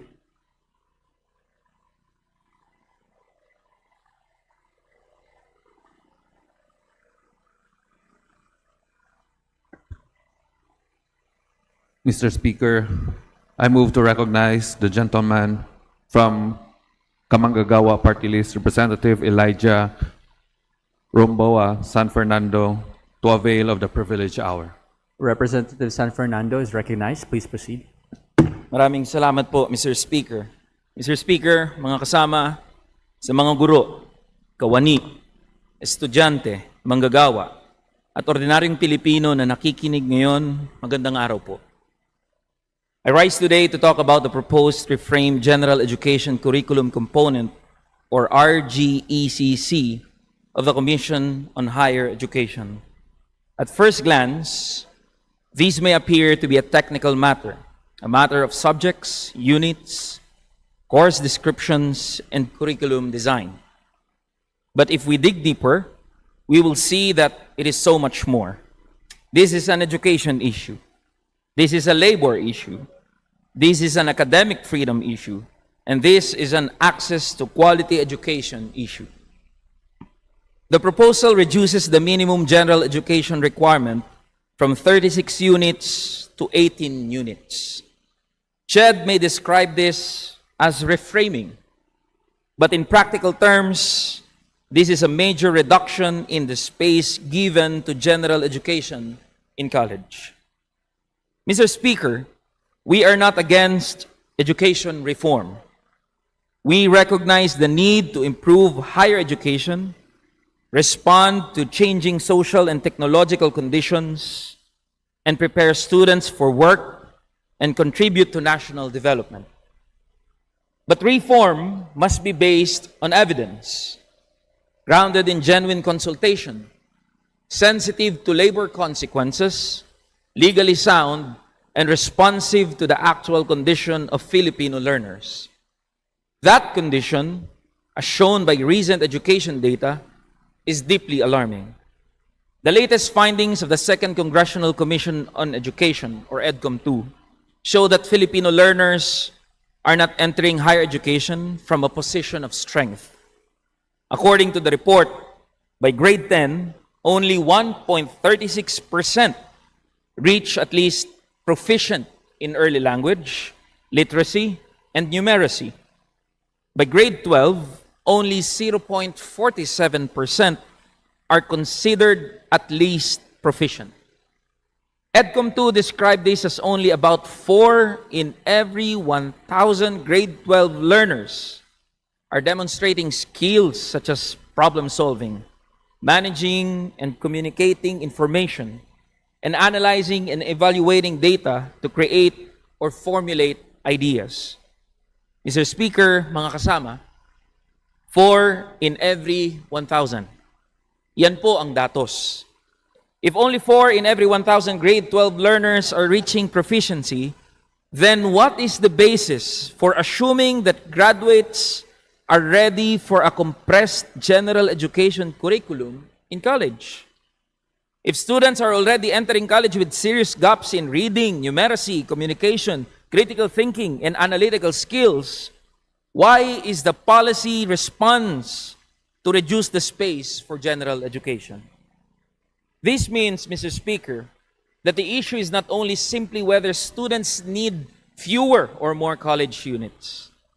The issue is whether students have mastered the basic competencies needed to meaningfully benefit from higher education. Kung mahina ang pundasyon, hindi dapat minamadali ang pagtatapyas sa mga kursong tumutulong magpalalim at magpatibay ng kaalaman. General education is not a burden to be minimized. It is one of the remaining institutional spaces where students can strengthen communication, critical thinking, ethics, historical understanding, scientific literacy, civic responsibility, and social awareness. That is why CHED must answer. What data show that reducing GE from 36 to 18 units will improve student learning outcomes? What data show that senior high school graduates are already prepared to absorb less general education in college? What data show that the competencies currently developed through separate GE subjects will be adequately preserved through integration? EDCOM-2's final report points to a different priority: fixing the foundations of learning. Its roadmap emphasizes early childhood development, functional literacy, teacher support, and coordinated reforms across DepEd, CHED, and TESDA. Against that evidence, the proposed RGECC appears premature. Mr. Speaker, the second concern is legality and constitutionality. The position paper submitted by the Council of Teachers and Staff of Colleges and Universities of the Philippines, or COTESCUP, correctly reminds CHED that any new policies, standards, and guidelines on general education must be fully consistent with existing laws and with the 1987 Constitution.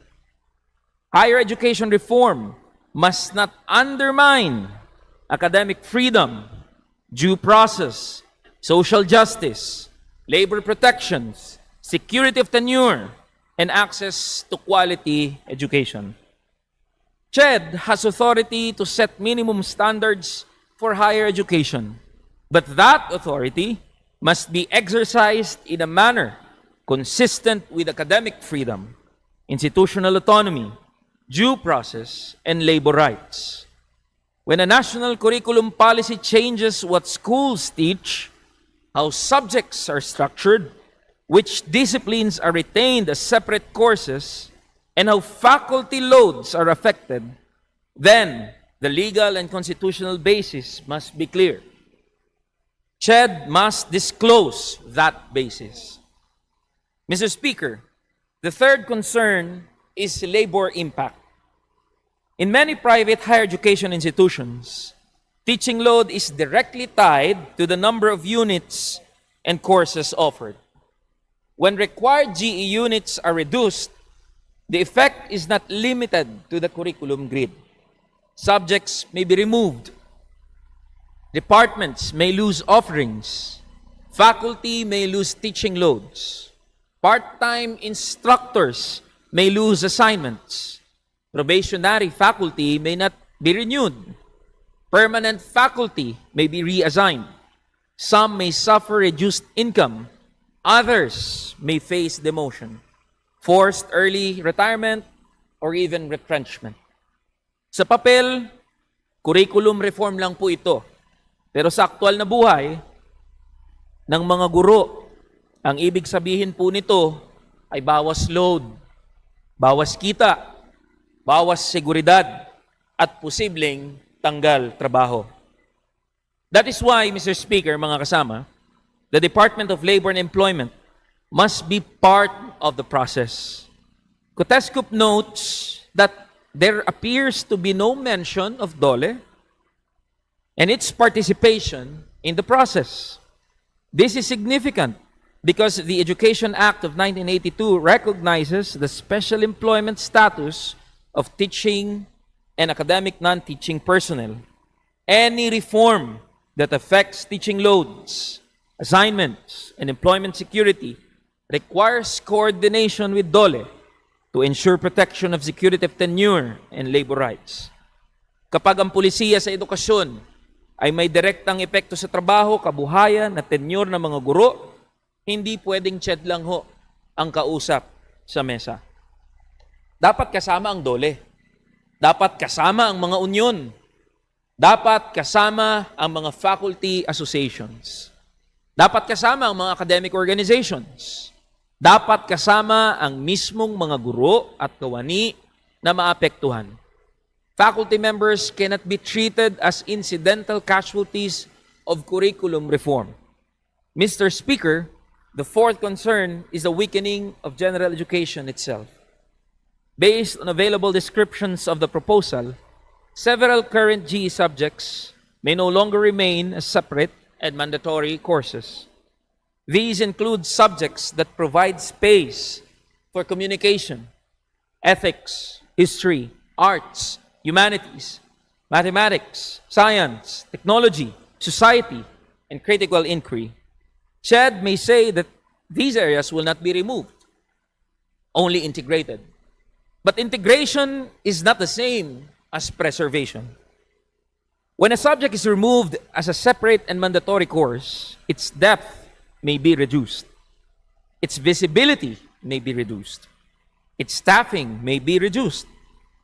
Its institutional support may be reduced. These has academic and labor consequences. A country facing disinformation, historical distortion, inequality, unemployment, underemployment, weak labor protections, and democratic fragility need stronger general education, not weaker. Hindi sapat na turuan ng mga estudyante para maging employable. Kailangan silang hubugin bilang mamamayan at bilang isang ganap na tao. A graduate who cannot communicate clearly is not workforce ready. A graduate who cannot analyze information is not workforce ready. A graduate who cannot understand society, ethics, and history is not ready for leadership, public service, or national development. Mr. Speaker, the fifth concern is the quality of consultation. Our comrades and friends from Kuteskup, in their position paper, raise a serious issue. The current survey structure appears to assume that the implementation of the new GE framework is inevitable. But the more fundamental question should be asked first. Do institutions, teachers, students, and academic communities agree with the proposed GE framework at all? Is the philosophy behind the reframing desirable and appropriate for Philippine higher education? Hindi konsultasyon ang tawag sa proseso kung ang tanong lang ay paano susunod sa pulisiyang tila na pagdesisyonan na. Ang tunay na konsultasyon ay may puwang para magsabi ng oo, hindi, o baka may kailangang mga baguhin. Teachers are not passive recipients of reform. They are education workers. They are frontliners in teaching and learning. Their professional judgment is indispensable in assessing whether this reform is academically sound, feasible, and beneficial to students. Mr. Speaker, mga kasama, CHED reportedly deferred implementation of the RGECC to 2028. We welcome this measure, and this is a welcome step. But the deferral period must be used for a serious, transparent, and inclusive review. Without this, implementation should not proceed. It is in this light that we, from Kamanggagawa Party List, call on CHED to suspend any final implementation of the reframed general education curriculum until it has disclosed the evidence, legal basis, and impact assessments supporting the proposal. Conducted genuine consultations with teachers, students, academic organizations, higher education institutions, faculty unions, and the Department of Labor and Employment, and completed a full labor impact assessment that protects faculty and academic personnel from deloading, income diminution, non-renewal, retrenchment, or any loss of rank, tenure, and benefits. In virtue of this representation, Mr. Speaker, will be filing a House resolution to investigate the lack of consultation for the draft policies, standards, and guidelines for the RGECC, its contentious contents, and other legal, academic, and labor-related gaps. For Kamanggagawa Party List, the position is clear. Hindi dapat ituring na excess ang general education. Hindi dapat gawing collateral damage ang mga guro. At hindi dapat ipagpalagay na handa na ang mga estudyante kung ang ebidensya mismo ang nagsasabing hindi pa. And reform in higher education must be evidence-based, genuinely consultative, labor-sensitive, constitutionally sound, and socially responsible. Maraming salamat po, Mr. Speaker at mga kasama. Magandang hapon po sa ating lahat. Thank you very much. Majority Leader.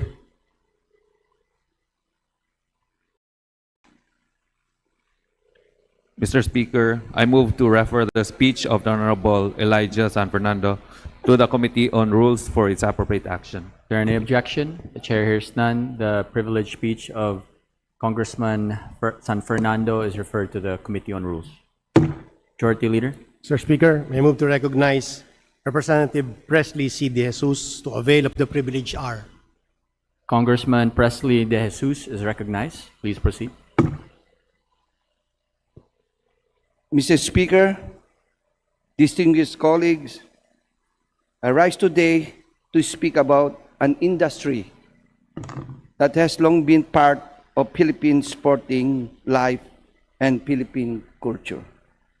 For generations, horse racing has brought people to the racecourse, gathered families and communities, supported workers, generated revenue for the government, and offered real potential for tourism and economic growth.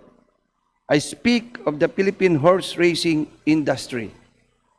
As a boy, I remember vividly walking from our house to the racetrack with a stopwatch in my hand.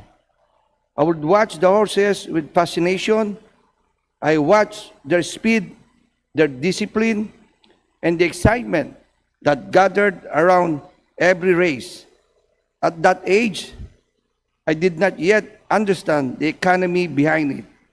I did not yet know the breeders who invested in bloodline, the trainers who prepared the horses, the jockeys who risked themselves on the track, the grooms and stable workers who labored before sunrise, or the families whose daily needs were tied to this industry.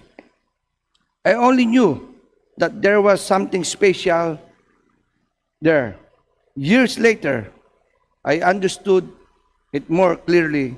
Behind every race is a chain of Filipino workers, families, farms, stables, operators, and communities. Behind every race is an industry that deserves to be seen, protected, and given a fair chance to grow. Horse racing is one of the oldest organized sports industries in the Philippines. It has survived different administrations, economic cycles, and shifts in public entertainment. In 1974, the Philippine Racing Commission was created to supervise and regulate horse racing in the country. Even then, the state recognized horse racing as a source of revenue, employment, and sports development. But that was more than 50 years ago. Since then, the environment around this industry has transformed. Tourism has become more competitive. Gaming has become more sophisticated. Regional markets have moved in different directions. The cost of breeding, training, and maintaining horses has risen. The needs of jockeys, trainers, and racing workers have also become more urgent. Yet, many of the rules governing the industry remain tied to an earlier time. That is the situation we must address. Horse racing is an ecosystem. It supports breeders, horse owners, trainers, jockeys, veterinarians, grooms, stable hands, tellers, security personnel, race operators, farms, and local workers. It supports agriculture, animal breeding, sports, tourism, and regulated gaming. It contributes to the government revenues through taxes, fees, and regulatory charges. If developed purposefully, it can contribute even more. The numbers already show its value. In a Senate budget hearing in 2022, PhilRACOM reported that around 3 billion in total sales could generate around 900 million in annual government income. Government documents also recorded around 800 million in actual government revenue generated from gross sales in 2023.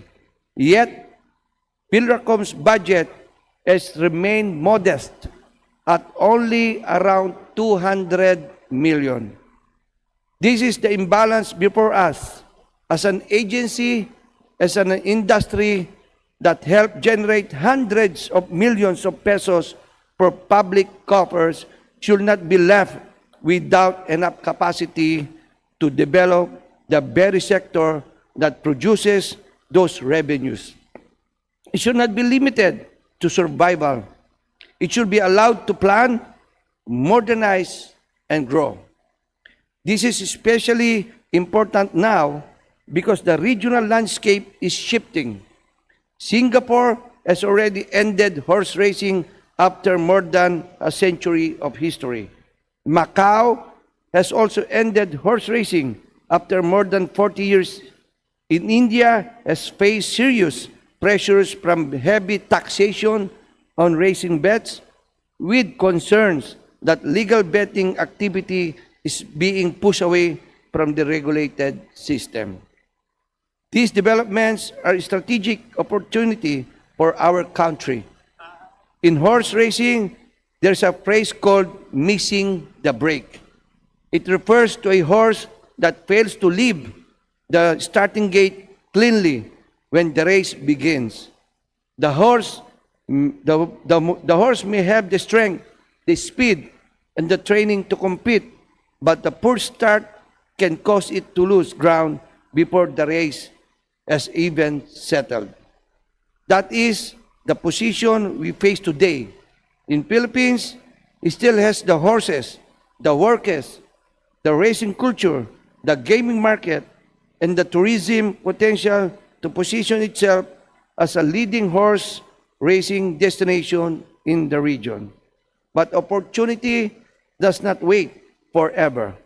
If we hesitate while other markets are closing, struggling, or withdrawing, we may lose the advantage that is now before us. We should not miss this opportunity. The Philippines is already known as a gaming and tourism destination. We already have hotels, leisure estates, provincial racing communities, breeders, and investors. What we need is to connect these pieces into a clear national direction. Horse racing can become part of our tourism offering. It can bring people to our race courses, support local businesses around racing areas, and create events that attract visitors, enthusiasts, owners, and bettors from here and abroad. Other countries have shown what a well-organized racing industry can become. Japan is the clearest example in 2024. The Japan Racing Association recorded more than 3 trillion yen in betting turnover. From that, the national government share and surplus contribution reached more than 360 billion yen. The Philippines is not Japan, and we do not need to pretend that we can copy its model overnight. But we can learn from the principle behind it. Without sound regulation, a competitive tax structure, and deliberate public support, horse racing can become a larger source of jobs, investment, tourism, and public revenue. At present, the tax burden on horse racing tickets and betting transactions affect participation. Every additional cost on a ticket affects the bettor. Every reduced payout affects interest. Every inconsistency in tax treatment makes the system harder to administer and harder to understand. If the rate is too high, bettors move away. If bettors move away, volume declines. If volume declines, government revenue also suffers. Worse, activity can move to foreign platforms or informal markets where the Philippine government earns nothing. A fairer and more uniform tax structure can bring more participation back into the regulated system. More legal wagers mean more taxable transaction. More transactions mean greater volume. Greater volume can help sustain government revenue while giving the industry space to compete. This is not about removing the government share. It is about making what the government receives bigger and more sustainable. A tax policy that slowly weakens the industry will not protect revenue in the long run. A tax policy that encourages legal participation can protect revenue while supporting growth.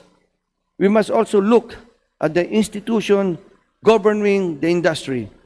PIRACOM, or the Philippine Racing Commission, has served an important role as regulator. But the modern racing industry needs more than regulation. It needs development, planning, revenue, monitoring, breeding support, worker protections, animal welfare programs, and the capacity to respond to competition from other jurisdictions. A regulator that is expected to help develop an industry must be given tools to do so. At present, PIRACOM remains a national government agency that limits its flexibility. It regulates the industry, but it does not have the full fiscal and institutional capacity needed to drive growth. If we want the racing industry to modernize, then its institutional framework must also be modernized.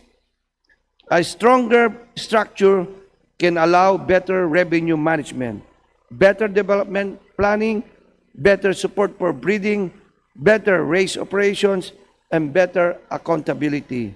It can also ensure that proceeds from racing are not only collected, but partly reinvested into the industry that generated them. Workers' welfare must also be at the center. When people watch a race, they often focus on the horse, but the person riding that horse faces real danger. Jockeys risk serious injury. Trainers and stable workers perform demanding labor. Racing personnel work in an industry where accidents, disability, and death are real occupational risks. There's already a benefit mechanism for jockeys and trainers, but the law is old and the benefit amounts have not kept pace with the present realities. Protection that made sense decades ago may no longer be enough today. If the law presays benefits in an outdated amount, then the promise of protection becomes weaker each year. Industry development and worker protection must move together.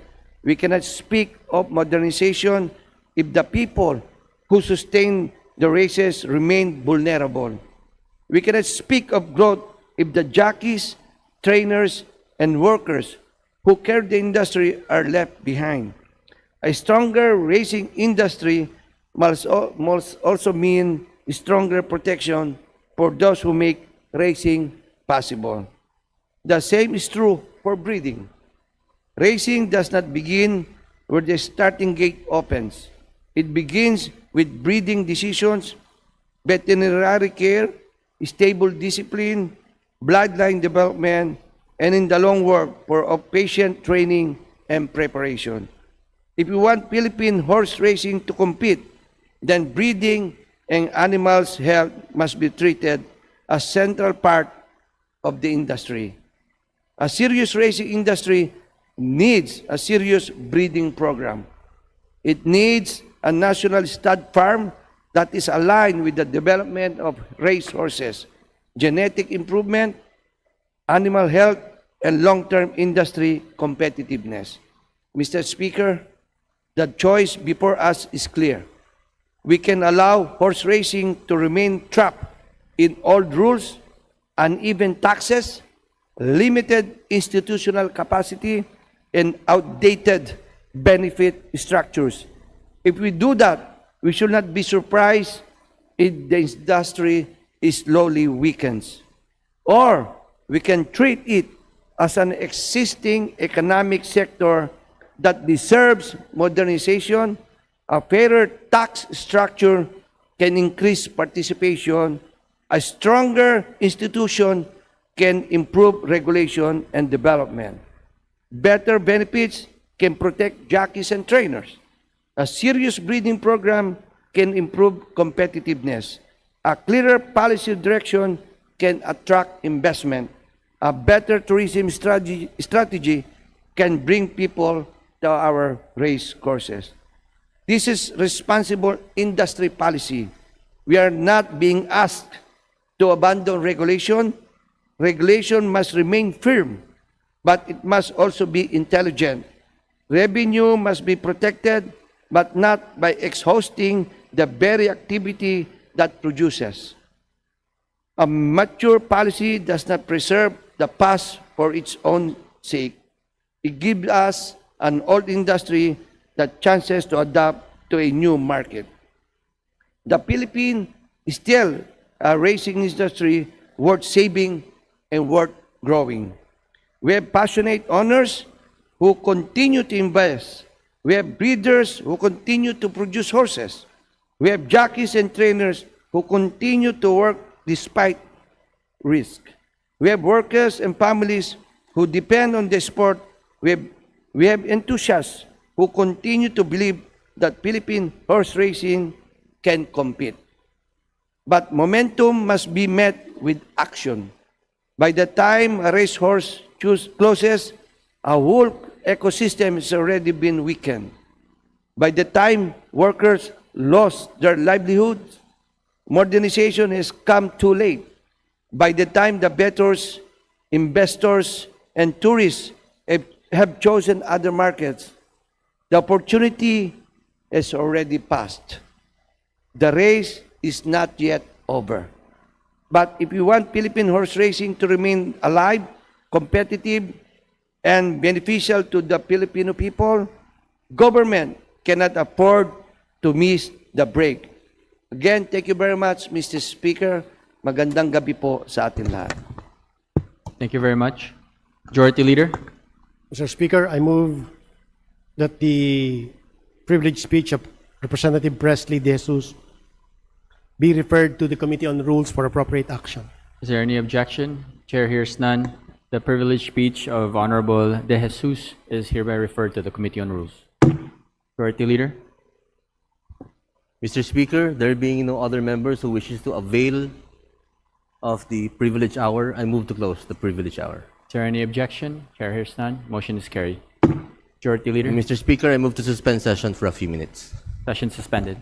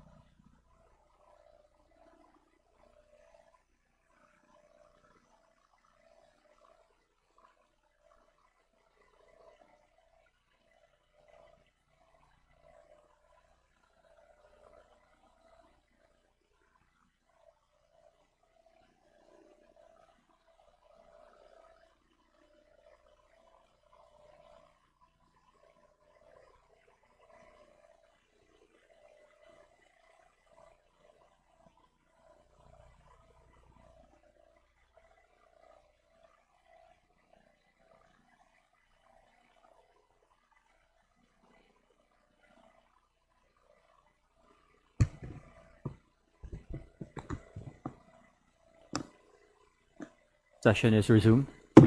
Majority Leader. Mr. Speaker, considering that copies of Journal Number 37, dated May 25 and 26, 2026, were already distributed to the members, I move to dispense with the reading thereof and subsequently to approve the said journal. Is there any objection? Chair hears none. The motion is approved. The reading of the said journal is dispensed with, and Journal Number 37, dated May 25 and 26, 2026, is hereby approved. Majority Leader. Mr. Speaker, I move to suspend session for a few minutes. Session suspended.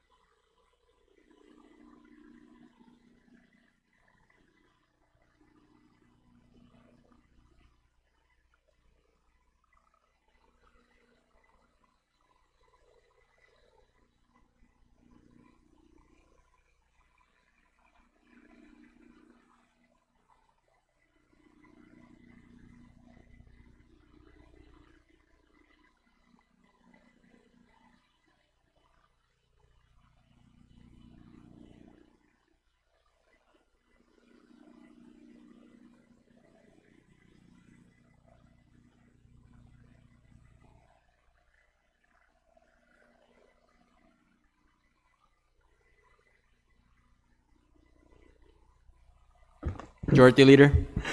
Mr. Speaker, I move to take up additional reference of business and request that the Mr. Secretary... Chairman, Mr. Speaker, I move Mr. to Speaker. adjourn. We have no quorum. Move to suspend session for a few minutes, Mr. Session Speaker. suspended.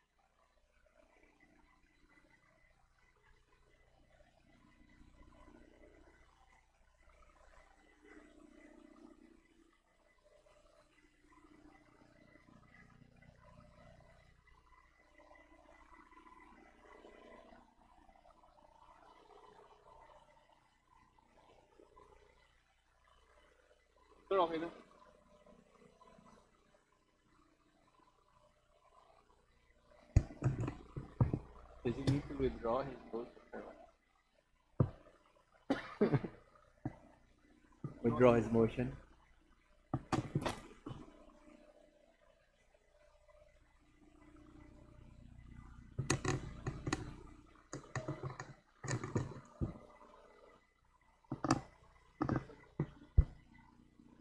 Session is resumed. Majority Leader. Mr. Speaker, I move to take up additional reference to business and request that the Secretary General be directed to read the title of bills and resolutions on first reading, as well as communications and committee reports, Mr. Is there any objection? Chair hears none. Secretary General is directed to read the titles of bills and resolutions as well as committee reports for referral to the appropriate committees. Additional reference of business, committee reports. Committee report number 417, submitted by the Committee on Cooperatives Development, the Committee on Ways and Means, and the Committee on Appropriations on House Bill number 9584, an act providing for the revised Cooperative Code of the Philippines. To the Committee on Rules.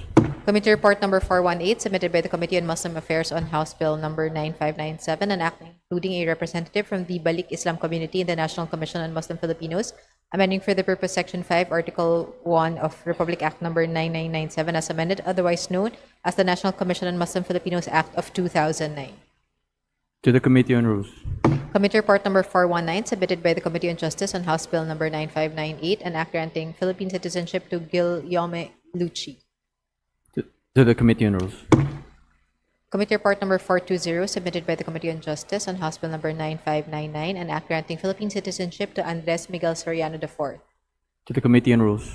Committee report number 421, submitted by the Special Committee on Creative Industries on House Resolution number 553, resolution congratulating and commending Quezon City and Dumaguete City for their inclusion in the UNESCO Creative Cities Network in the fields of film and literature, respectively, and recognizing their significant contribution to the promotion of Philippine creativity, culture, and sustainable urban development. To the Committee on Rules. Committee report number 422, submitted by the Special Committee on Creative Industries on House Resolution number 935, a resolution congratulating and commending Mariel Monteliano and Bisdak J.M. de la Serna for winning a historic back-to-back championship on Your Face Sounds Familiar 2026 and in Tawag ng Tanghalan Duet Season 1. To the Committee on Rules. Committee report number 423, submitted by the Committee on Information and Communications Technology and the Committee on Appropriations on House Bill number 9605, an act establishing the National Cybersecurity Agency, strengthening the protection of critical information infrastructure, and providing funds therefor. To the Committee on Rules. Majority Leader. Mr. Speaker, I move to adjourn session until tomorrow, June 2, Tuesday, 3 o'clock p.m. This session is adjourned until tomorrow, Tuesday, June 2 at 3 p.m.